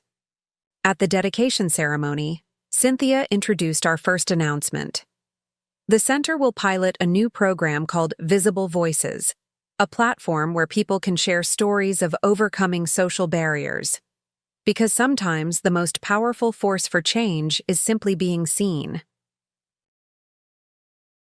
As the ribbon fell away and community members toured the new facility, I stood with Michael, watching generations mix and cultures blend. Pine Valley was slowly but surely becoming a place where worth was measured by character rather than connections, where mothers of all circumstances could demand respect and find support. The final scene of this transformation came at Christmas, 1 year after the Foundation Gala. Cynthia, now 8 months pregnant with her first child, asked me to host the family gathering. Our new home, Michael's and mine, welcomed 3 generations. Eleanor Henderson arrived early to help set up. Who would have imagined? Patricia brought desserts she'd actually made herself. and Victoria offered genuine warmth rather than social performance. As we gathered around the table, Cynthia raised her glass with some difficulty, her pregnancy making even simple movements challenging. "Before we eat, I want to tell you all something. Michael and I are naming our daughter Eleanor Rose Henderson, honoring two women who showed us that dignity and grace are interchangeable terms." The toast brought tears to Eleanor's eyes, one of the few times I'd seen the matriarch show such open emotion. After dinner, as the women cleaned dishes and the men discussed desert gardening techniques, Michael's influence on our social gatherings, Eleanor drew me aside. "Rose, I need to confess something. That invitation to the ladies, luncheon after the wedding, I had planned it weeks before, ever since Victoria first mentioned excluding you from proper seating. I was simply waiting for the right moment to issue it." Her revelation explained much. Eleanor had been playing a longer game, using her social influence to engineer a transformation rather than just react to one. "Why?" I asked simply. "Because real society, true community, needs the courage of people like you. Those willing to stand up for themselves while maintaining grace. Those willing to give second chances while maintaining boundaries. You reminded us all who we should aspire to be." As our first year as a family drew to a close, I often returned to that moment in Cynthia's wedding chapel when our eyes met, mine filled with quiet determination, hers with confused recognition. Neither of us could have predicted how that single evening would reshape not just our relationship, but an entire community's understanding of worth and dignity. The woman who once stood unrecognized at the back of her daughter's wedding now sits on 3 nonprofit boards, mentors young mothers at the community college, and hosts dinner parties where society matrons seek advice from single mothers about raising resilient children. The seamstress who altered other women's dreams now tailors community programs that allow women to pursue their own. But perhaps the greatest transformation is the simplest. I no longer wait for invitation or permission to take my rightful place. Whether at family gatherings, community meetings, or society functions, I arrive with the knowledge that my presence adds value. Not because of who I married, not because of who my daughter married, but because of who I am and what I've overcome. The photograph that ended it all, me surrounded by evidence of my dignity and worth, hangs framed in our study. But the story it started continues every day, in small acts of courage by others who decide their worth isn't negotiable, in children who watch their mothers stand tall, in communities learning that true strength includes rather than excludes. Sometimes, transformation begins with a locked door. Sometimes it begins with a bold arrival. And sometimes, it begins the moment we decide that our story, no matter its humble chapters, deserves to be honorably concluded. As I write this final reflection, Michael works in the garden while Cynthia brings little Eleanor for her afternoon visit. Pine Valley's downtown bustles with a new energy, inclusive rather than exclusive, collaborative rather than competitive. The Rose Bennett Foundation headquarters sits on Main Street now, its doors open to anyone seeking support or offering. Yet the journey from invisible to invaluable taught me this. Dignity isn't something others can bestow or remove.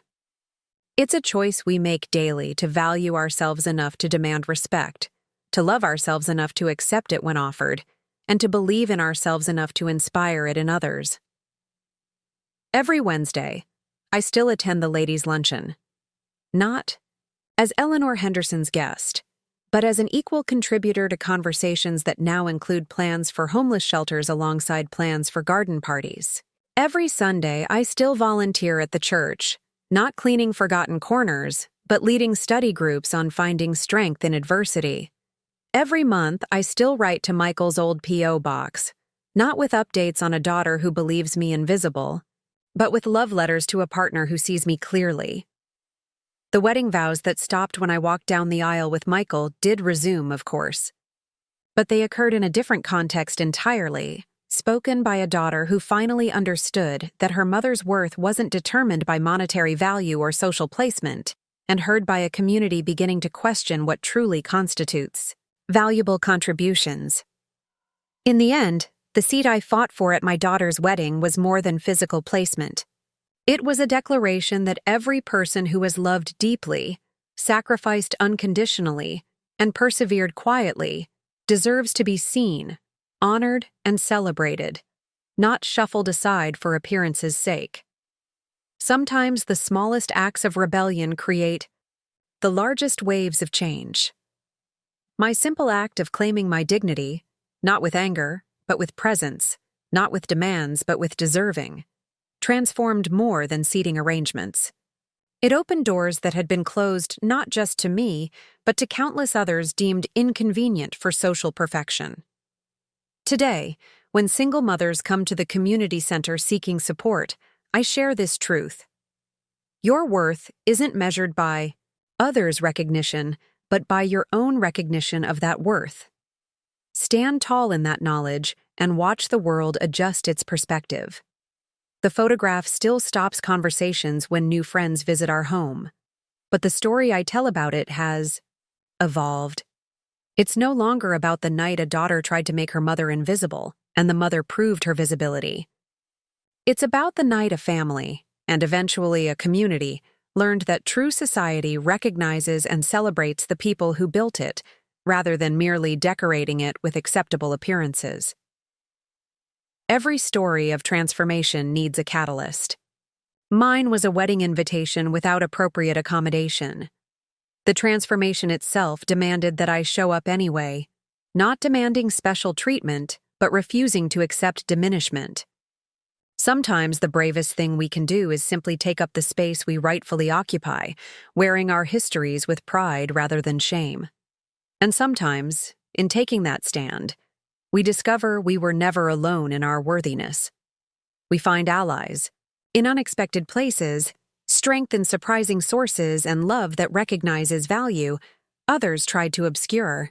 The key is being brave enough to let our light shine fully, knowing that true community celebrates illumination rather than fearing it. That's the real lesson of my story. Not that I got my revenge on those who dismissed me, but that by refusing to be dismissed, I found myself. And in finding myself, I helped others do the same. The girl who once stood outside dress shop windows, the woman who once considered herself fortunate to stand in back of ceremonies, had always possessed everything needed for full membership in society. I just needed the courage to claim it. So when someone tells you there's no seat for you, remember, maybe the table itself needs examining.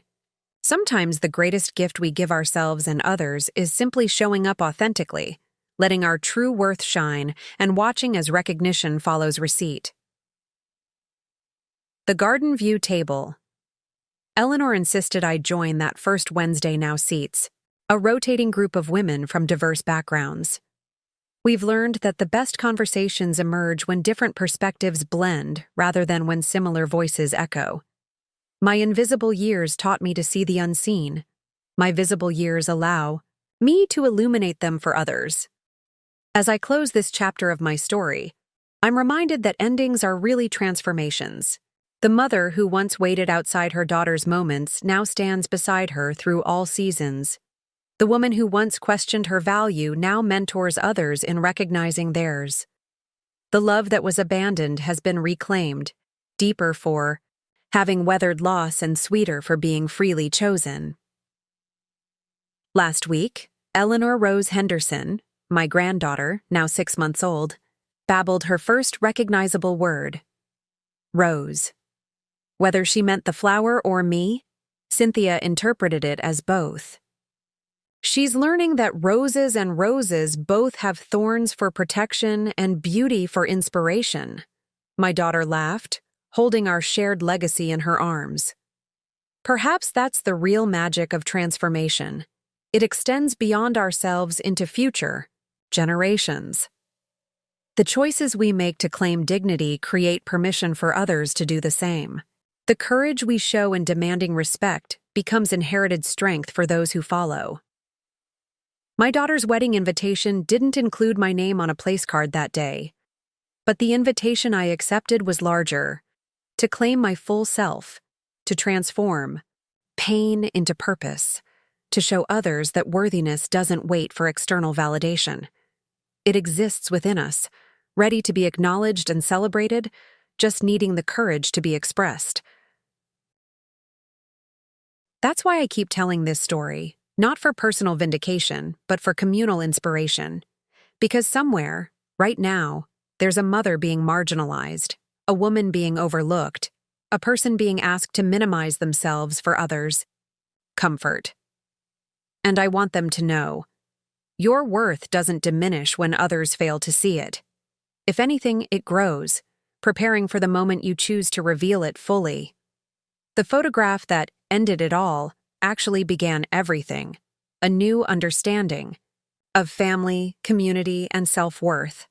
It captured more than my elegant appearance or Michael's distinguished presence.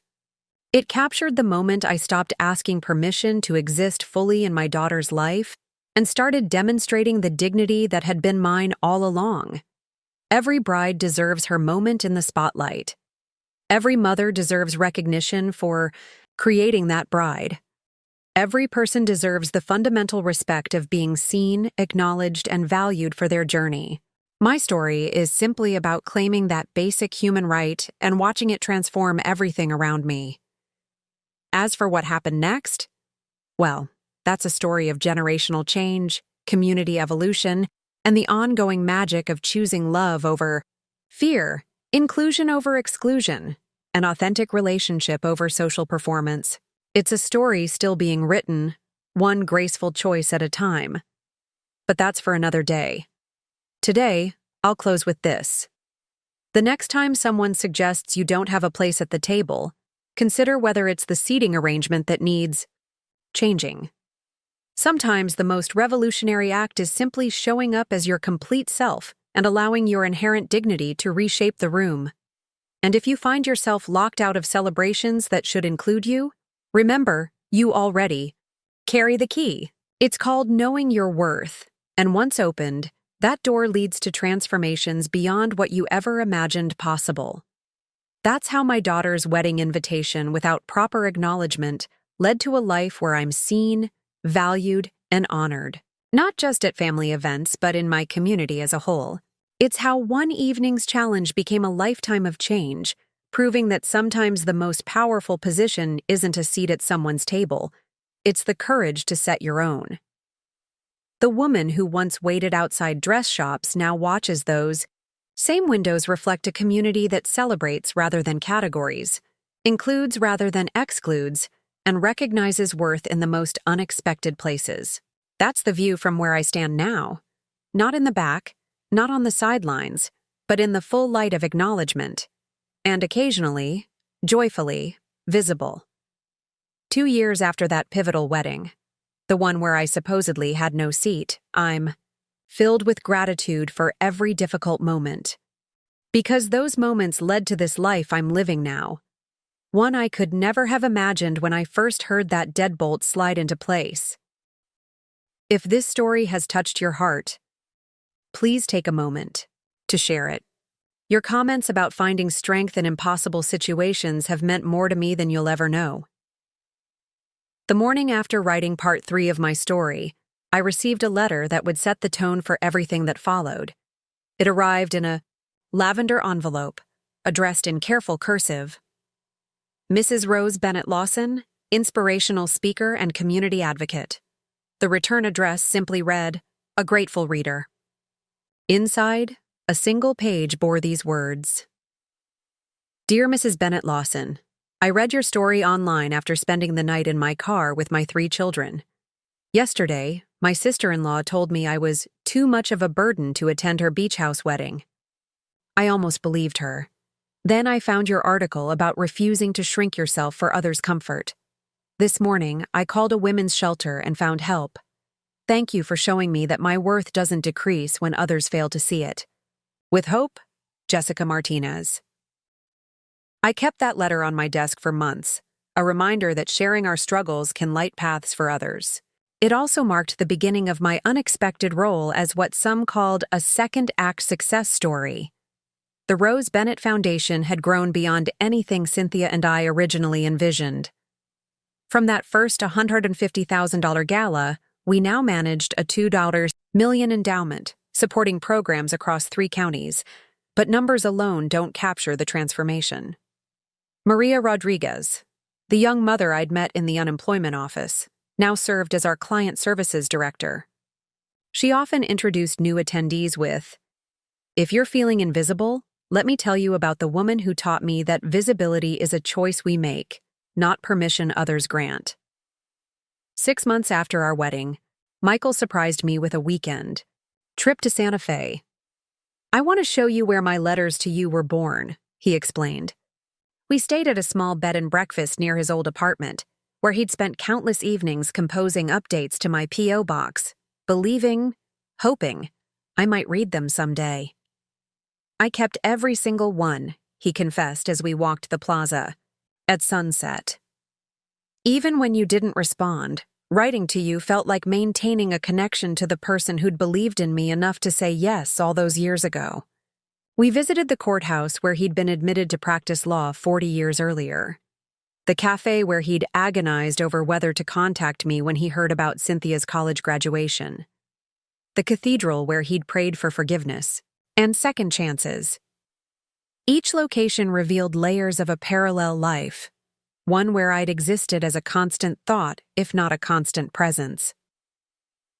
During that trip, I finally shared something I'd never told anyone.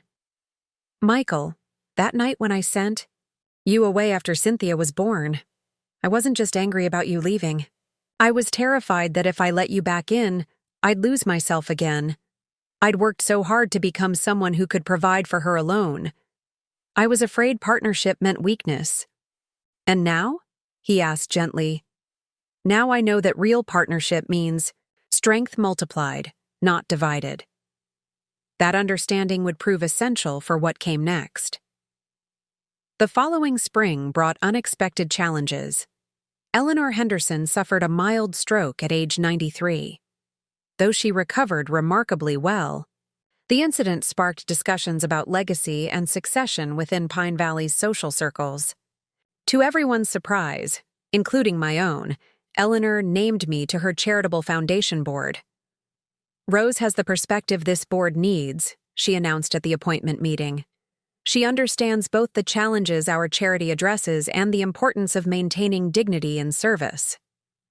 The appointment raised eyebrows among Pine Valley's old guard, but Eleanor's word remained law. I found myself navigating board meetings where million-dollar decisions affected thousands of lives. The seamstress who once altered other people's dreams now helped shape community futures. But it was at home where the most profound transformations unfolded.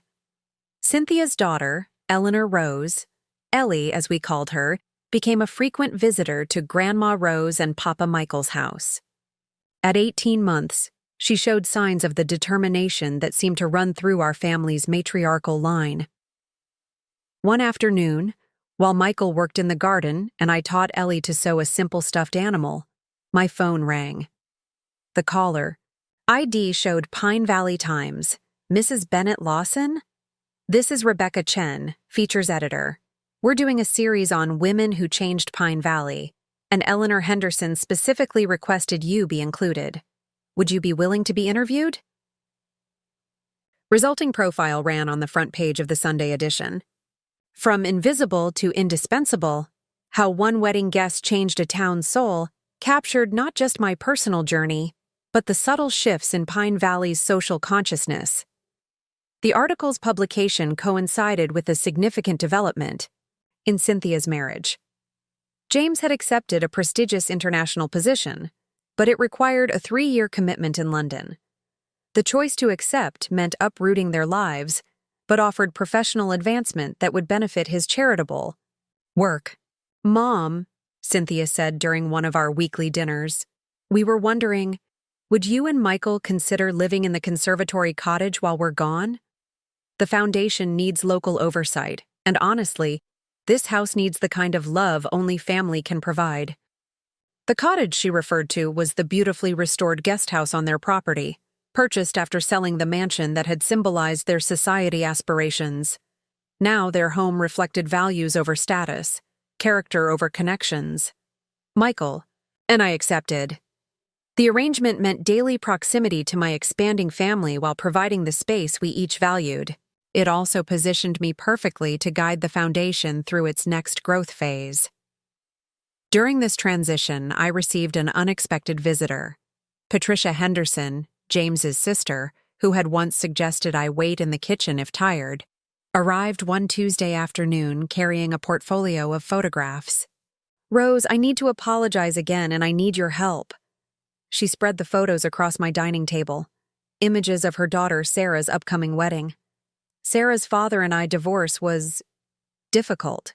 She's closer to her stepmother now than to me. Yesterday, I overheard her telling friends I might not be seated with the main family. I remembered your story and realized I don't want to repeat our family's mistakes. We spent that afternoon developing strategies for Patricia's healing journey with her daughter. The conversation evolved into weekly coffee meetings where Patricia, once my harshest critic, became an unlikely ally in advocating for respectful family relationships. "I was protecting the status quo," Patricia admitted during one session. "I didn't realize the status quo was broken until I saw you demand something better." These connections, Patricia's transformation, Eleanor's mentorship, Maria's leadership, wove into a tapestry of community healing. Pine Valley's society pages began featuring stories of inclusion rather than exclusion, of bridges built rather than circles drawn. The most touching testament came on Mother's Day, when Cynthia organized what she called the Gratitude Gathering. Held at the community center, it brought together women from all walks of life to share stories of maternal courage. When Maria introduced me as the keynote speaker, she said, "Rose Bennett Lawson taught me that mothers who stand up for themselves give their children permission to do the same. Today, we honor all mothers who refuse to be diminished."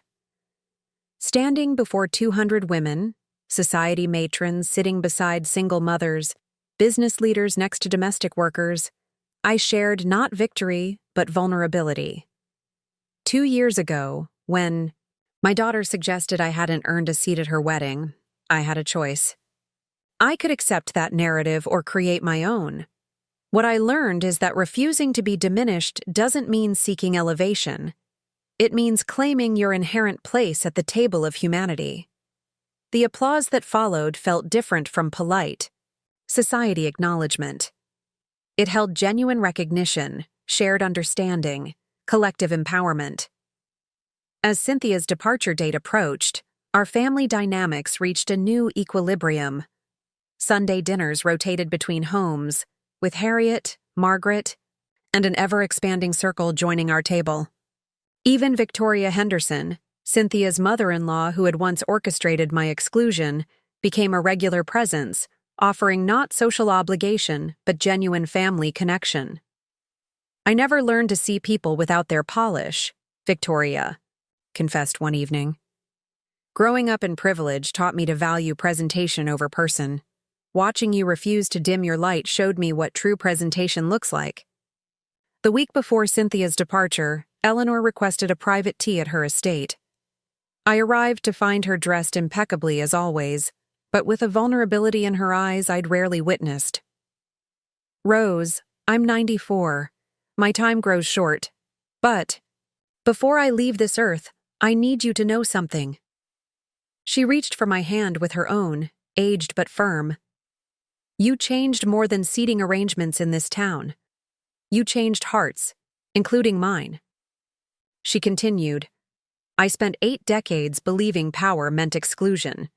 You showed me that true power includes, elevates, transforms. Thank you for refusing to let my family's narrow vision limit your worth, or ultimately yours." That conversation haunted me during Cynthia's final week at home. As we packed baby Ellie's belongings and prepared the cottage for our move, I reflected on how this circular journey, from dismissed guest to family guardian, defied every story about aging women becoming invisible. The night before their departure, our extended family gathered for a goodbye dinner. Michael had prepared his signature paella, while I contributed my grandmother's apple pie, the dessert I'd once been too embarrassed to bring to society functions. After the meal, James raised his glass.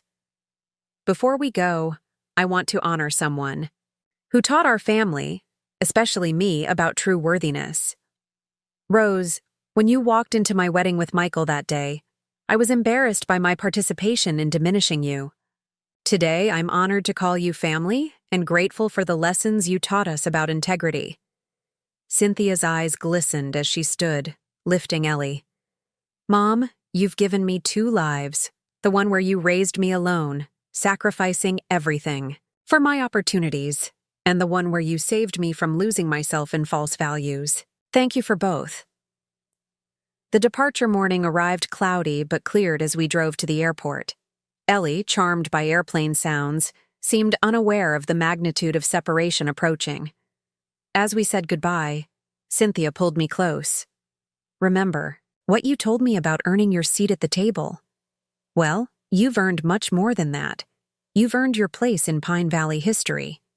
In 3 years, when we return, I want to see the Rose Bennett Community Campus completed. The project she referenced was ambitious, a planned expansion of the foundation's work into education, healthcare access, and economic development for underserved communities. Eleanor had pledged considerable funding, but success would require navigating complex political and social dynamics. As their plane lifted into the sky, Michael stood beside me, his arm around my waist. Ready to spend 3 years changing more hearts and minds? Ready to spend 3 years building the foundation for the next transformation, I corrected. The months that followed tested every skill I'd developed and every alliance I'd built. Running major initiatives meant learning corporate financing, grant writing, and nonprofit management. Eleanor's charitable board became a masterclass in strategic philanthropy, but the real challenges and triumphs happened in daily moments. When a homeless shelter faced closure, I rallied society women who'd once dismissed me to join single mothers in advocacy efforts. Together, we presented a united front to the city council, securing not just the shelter's survival, but its expansion. Rebecca. Chen from the newspaper followed these developments closely. 6 months after Cynthia's departure, she proposed a documentary series about the transformation of Pine Valley's social consciousness. The story isn't just about you, she explained. It's about how one person's refusal to be invisible illuminated systemic issues of worth and dignity throughout our community. The documentary, Claiming Your Seat, How Pine Valley Learned to Value Everyone, premiered the following spring. It featured interviews with unexpected voices. Patricia speaking about learning humility, Victoria about recognizing genuine worth, Maria about transformative mentorship, and dozens of community members whose lives had shifted when social barriers began dissolving. During one particularly moving segment, Eleanor spoke directly to the camera. For 9 decades, I held invisible. Power through exclusion. Rose Bennett Lawson taught me that visible power through inclusion serves better. If you measure a society by how it treats its invisible members, we're finally becoming worthy of measurement. The film catalyzed further change. Neighboring towns requested Rose Bennett Foundation partnerships. Pine Valley's country club voluntarily integrated its membership policies. Local businesses initiated mentorship programs pairing society professionals with working-class entrepreneurs. Most gratifyingly, conversations at the Wednesday Ladies' Luncheon evolved from social gossip to community problem-solving. Eleanor, though increasingly frail, insisted on attending monthly to ensure progressive thinking doesn't backslide into old comforts. As Cynthia's return approached, I reflected on a letter I'd received from a teenager in Oregon who'd seen the documentary online. Dear Mrs. Bennett Lawson, my grandmother is coming to live with us because she can't afford her apartment anymore.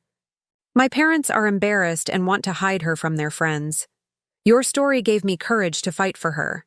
Now she has the guest room overlooking the garden, where she deserves to be. Thank you for showing that dignity doesn't expire with age. Such letters arrived weekly, each confirming that personal transformation, when shared honestly, could inspire collective change. The summer of Cynthia's return brought unexpected developments. Eleanor's health declined rapidly, but she maintained spirits and opinions until the end. When she passed peacefully in August, her funeral filled the cathedral beyond capacity. I stood near the front as a family friend, remembering the woman who had evolved from intimidating matriarch to surprising mentor. Her will contained provisions that stunned even her own family. To the Rose Bennett Foundation, $5 million for establishing the community campus project. To me personally, her grandmother's pearl collection and a letter. The letter read simply, "Rose, you reminded us that true legacy lies not in accumulating wealth, but in how we distribute power. Use these pearls as you used your rubies, to shine light on overlooked worth. With admiration, Eleanor." Cynthia's return 3 days after Eleanor's funeral brought life back to our town. London had enriched their family, James's humanitarian work expanded, and Ellie had become a chattering 4-year-old with her great-grandmother's steel core and her grandmother's determination. The welcome home party at their house doubled as the announcement for the community campus groundbreaking. Standing in the same garden where society members had once questioned my appropriate seating, James thanked the gathered crowd for their support.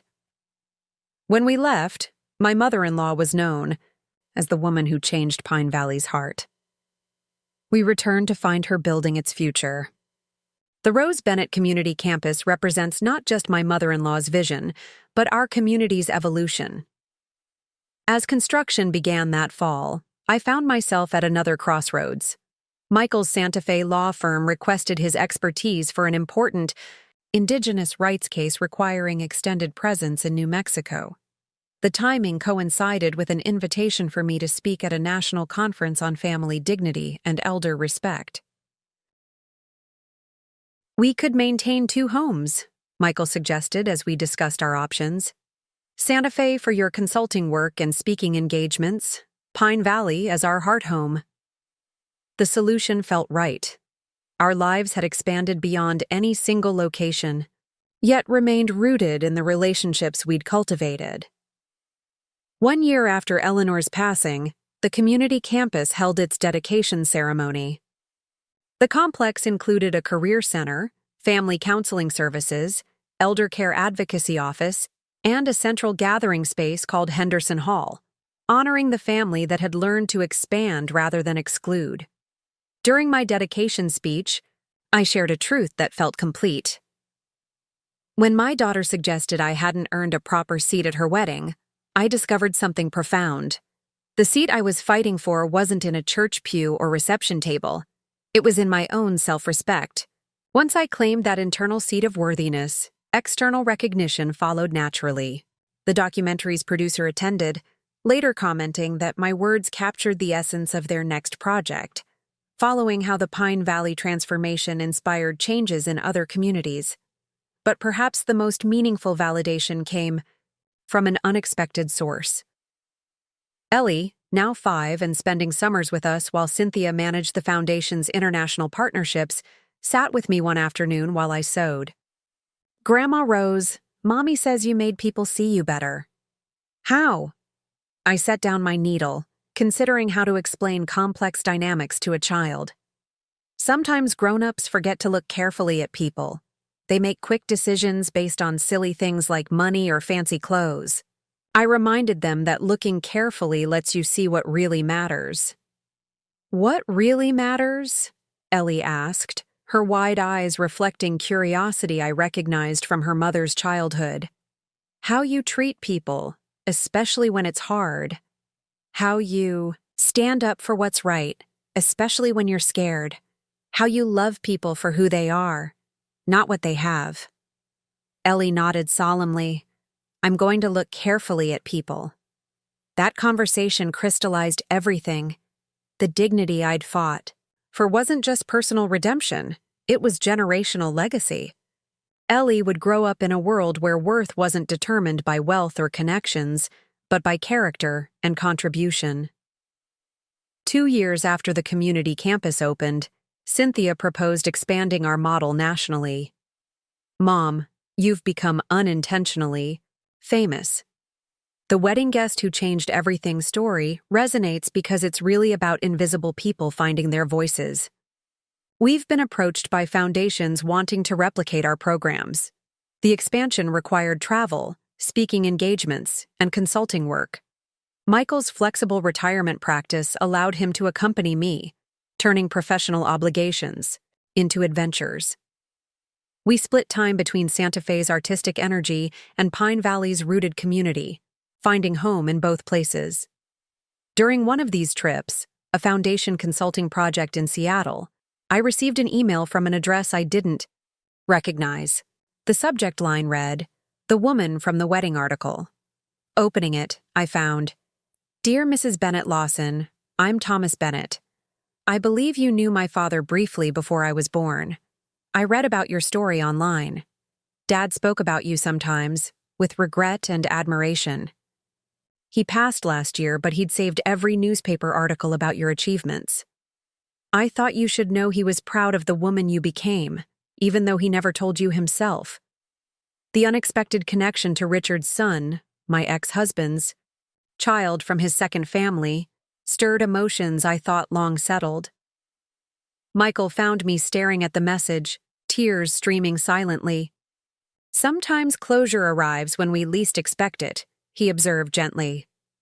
I responded to Thomas briefly, thanking him and wishing him well. Richard's acknowledgement, however indirect, felt like a final release from the past.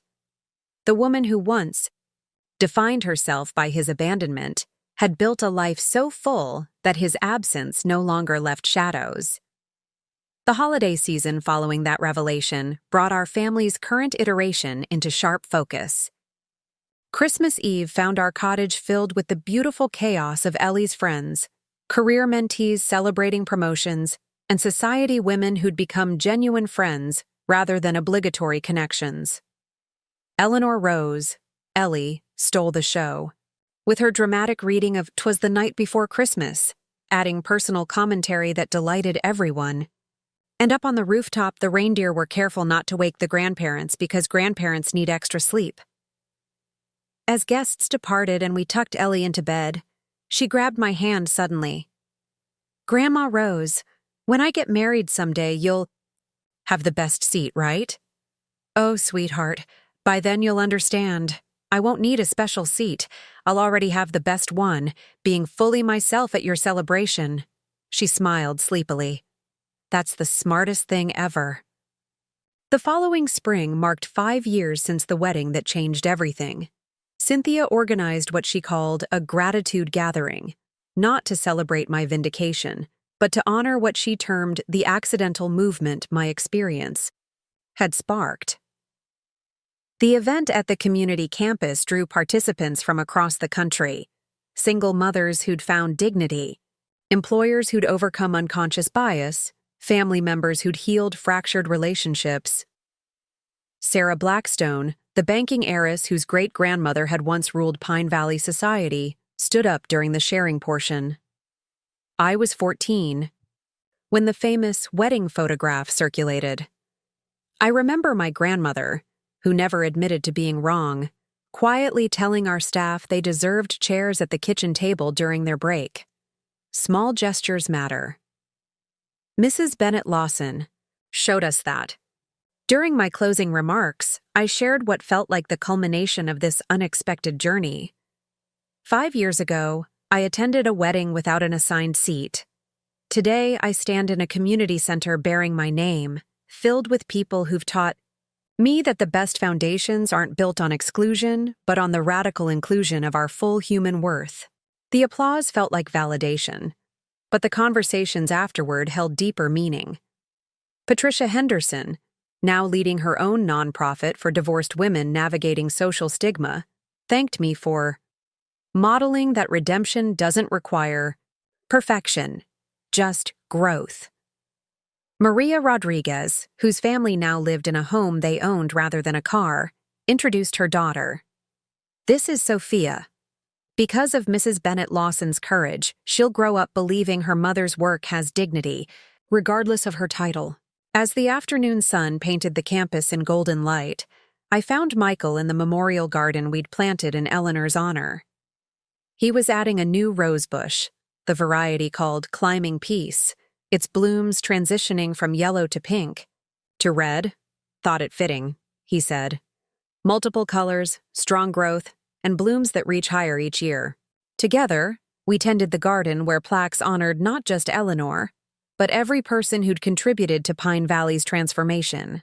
One prominent stone bore Eleanor's chosen inscription: "True society welcomes the full spectrum of human worth." That evening, as our cottage filled with family dinner preparations, I reflected on the journey's circular nature. The woman who'd waited outside dress shops now kept an open calendar for women seeking advice on navigating difficult families. The mother who'd accepted invisible treatment now mentored daughters fighting for respected places.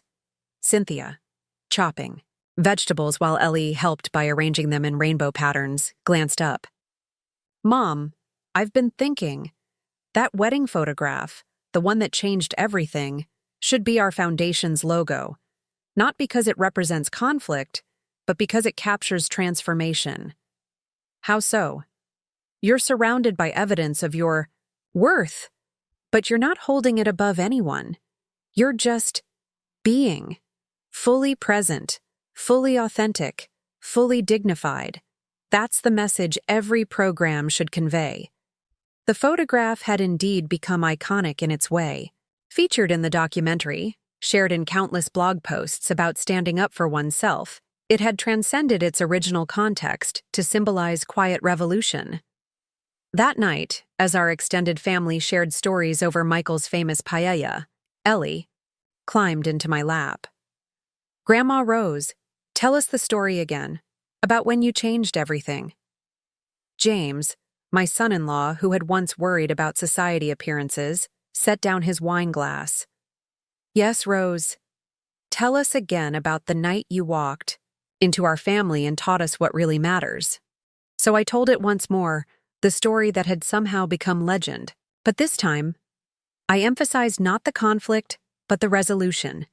Not the wound, but the healing. Not the fight, but the transformation it enabled. When I walked into that chapel with Michael, I concluded, I wasn't seeking vindication. I was claiming space. Not just physical space, but emotional and spiritual space for my authentic self. What I couldn't have known was that claiming that space would inspire others to do the same. The candles flickered as darkness fell outside, but inside our cottage glowed with warm light and warmer connections. Victoria, my daughter's mother-in-law and once my staunchest gatekeeper, raised her glass. To Rose Bennett Lawson, who showed us that the most powerful seats at life's table are the ones we claim through courage, not the ones assigned through convention. As glasses clinked and conversation flowed, I felt the weight of the ruby necklace at my throat, no longer a symbol of defiance, but a reminder of choices made and lessons learned. The jewelry that had helped reclaim my dignity now served as an heirloom passing toward future generations. Though my story occasionally appears in magazines as inspiration for standing up to family exclusion, the real chapters continue daily. They're written in the single mother refusing to shrink herself for a judgmental family, the elderly father demanding respect from adult children who dismiss him, the immigrant grandmother insisting her wisdom has value, the working-class uncle claiming his seat at family celebrations. Each person who chooses dignity over diminishment adds to a collective story larger than any individual narrative. 6 months ago, on my 75th birthday, Cynthia surprised me with the Rose Bennett Courage Award, an annual recognition for individuals who choose authenticity over acceptance, truth over comfort, courage over conformity. The first recipient was Jessica Martinez, the the woman who'd written after sleeping in her car and finding strength in my story. She'd since completed nursing school, secured stable housing, and was raising her children with confidence. Mrs. Bennet Lawson showed me that courage isn't the absence of fear, Jessica said during her acceptance speech. It's the decision that something else is more important than fear. For me, that something was my children's right to see their mother respected. As I passed the Crystal Award to Jessica, I saw my own transformation reflected in her journey. The photograph that once proved my worth now inspired others to discover theirs. The seat I'd fought for had multiplied into tables of belonging where everyone had proper placement. Today, 5 years after that pivotal wedding, I stand in the garden of our Pine Valley cottage, tending roses that bloom vigorously despite, or perhaps because of, their thorns. Michael works nearby, his steady presence still feeling like the miracle of second chances. The woman who once felt invisible now finds visibility a natural state. But more importantly, I use that visibility to illuminate paths for others still, fighting for acknowledgement. Letters continue arriving from strangers whose lives shifted after reading about someone who refused to accept invisible status. Each story confirms that authenticity creates permission for more authenticity, that one person's courage catalyzes collective transformation. My phone buzzes with a video call. Ellie wanting to show me the seating chart she's made for her dolls. Tea party. Every doll has a perfectly labeled place. Everyone gets their own spot, Grandma, she announces proudly. How wonderful, sweetheart. And what if a new doll arrives unexpectedly? She considers this seriously. Then I make another seat. Room grows when love grows. Out of the mouths of babes comes wisdom I'm still learning. Room grows when love grows. The table expands to accommodate worth previously overlooked. Space appears when hearts open to inclusion rather than exclusion. As our call ends and I return to my roses, I spot Michael approaching with our evening paper. These days, we split time between Santa Fe and Pine Valley, finding home wherever we're together. His consulting practice allows remote work, while my writing, yes, I've authored a book called Finding Your Seat, Reclaiming Worth in Family Dynamics, requires occasional travel for speaking engagements. Interesting article, he says, handing me the paper. Apparently, someone's nominating you for Pine Valley's Citizen of the Year. I scan the piece, which details not my initial conflict, but my subsequent contributions. The thriving foundation, the community campus serving thousands, the cultural shift from exclusion to inclusion. But accolades aren't what matter anymore. What matters is the teenager who emails saying she stood up for her scholarship to her dismissive relatives, the widow who joins Bridge Club despite being patronized, the single father who demands equal seating at family events. What matters is the grandmother who no longer accepts being diminished, the mother who insists on proper recognition, the woman who decides her worth isn't negotiable. That evening, as we prepare for another gathering, this time welcoming a new refugee family Cynthia's foundation is supporting, I find myself before the mirror that once reflected uncertainty. Now it shows someone comfortable in her skin, confident in her choices, content with her journey. The woman in the reflection has silver hair styled with pride, laugh lines earned through joy, and tears shed bravely. She wears the ruby necklace, not as armor, but as celebration, of heritage claimed, dignity reclaimed, love maintained through adversity. A knock at the door interrupts my reflection. It's the newspaper photographer, here to take pictures for the Citizen of the Year nomination. Mrs. Bennet Lawson, let's start with you in the garden, among your roses. They seem particularly vibrant this year. As I pose among blooms that thrive, despite thorns, I think of every person who's faced the choice I once did, accept diminishment or claim dignity. The message of that famous photograph, me standing strong among evidence of my worth, remains relevant precisely because everyone faces moments requiring courage to stand fully visible. The photographer captures images, but I know the real picture. is larger. A community transformed, a family healed, a legacy of inclusion blooming like roses that refuse to be confined to the shadows. Later, as the sun sets and our cottage prepares for its evening of welcome and celebration, I step back to appreciate what we've created. Not the house itself, though the cottage is lovely, but the gathering space it represents. A place where former society mavens share recipes with refugee mothers, where business leaders learn from single parents' resourcefulness, where children, like Ellie, grow up understanding that worth has nothing to do with bank accounts or social connections. Michael finds me on the porch, 2 glasses of wine in hand. "Penny for your thoughts." "Just reflecting on invitations," I say.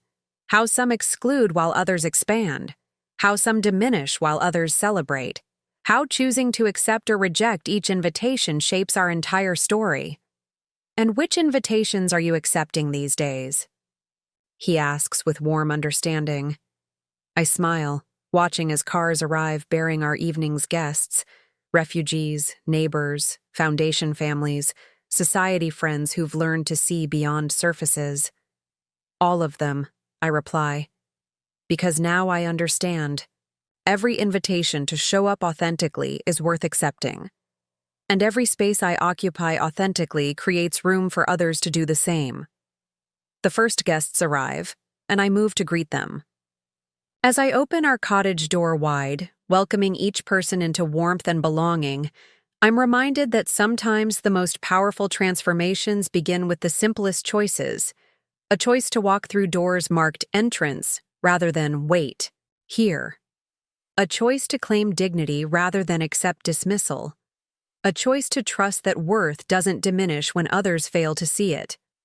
That photograph, the one that supposedly ended it all, captured more than one woman's defiance. It captured the moment when refusing to be invisible became permission for others to shine. When standing firm in authenticity inspired collective courage. When one seat claimed for dignity created tables of belonging. 5 years later, the ripples continue expanding. In Pine Valley and beyond, in boardrooms and kitchens, in churches and community centers, in families learning that love means recognition, not diminishment. And sometimes when the evening light strikes our cottage windows just right, you can see reflections of every person who ever walked through that door. Each one carrying the message that dignity, once claimed, illuminates paths, for others still finding their way from shadows into light. The story of the woman without a proper wedding seat has evolved into something larger. A reminder that every person deserves a place at life's table. And sometimes the bravest thing we can do is simply show up to claim it. As I close our cottage door on another evening of connection and community, I hear Ellie's laughter mixing with adult conversation inside. Her generation will inherit a world where worth is recognized, not questioned. Where authenticity is celebrated, not feared. Where social circles expand to embrace, rather than exclude. The invitation I received that started everything, a wedding without proper placement, taught me that the most important seat isn't assigned by others. It's the one we claim through courage, maintain through integrity, and offer to others through grace. And that's a table where everyone belongs. Remember, the next time someone suggests you don't belong, at a celebration, in a space, or anywhere else, consider if it's their perception that needs adjustment, not your worth that needs validation. Your dignity doesn't depend on others' acknowledgement. Your value doesn't decrease when others fail to see it. Your story doesn't end when others try to write you out of theirs. Sometimes the most revolutionary act is simply refusing to diminish yourself for others' comfort. And sometimes, that act of personal courage creates ripples of change far beyond what we ever imagined possible. May you always have the courage to claim your rightful place at life's table. May you always recognize that your worth is inherent, not circumstantial. And may you always remember that visibility, once claimed, becomes light for others still finding their way. Up next, you've got 2 more standout stories right on your screen. If this one hit the mark, you won't want to pass these up. Just click and check them out. And don't forget to subscribe and turn on the notification bell so you don't miss any upload.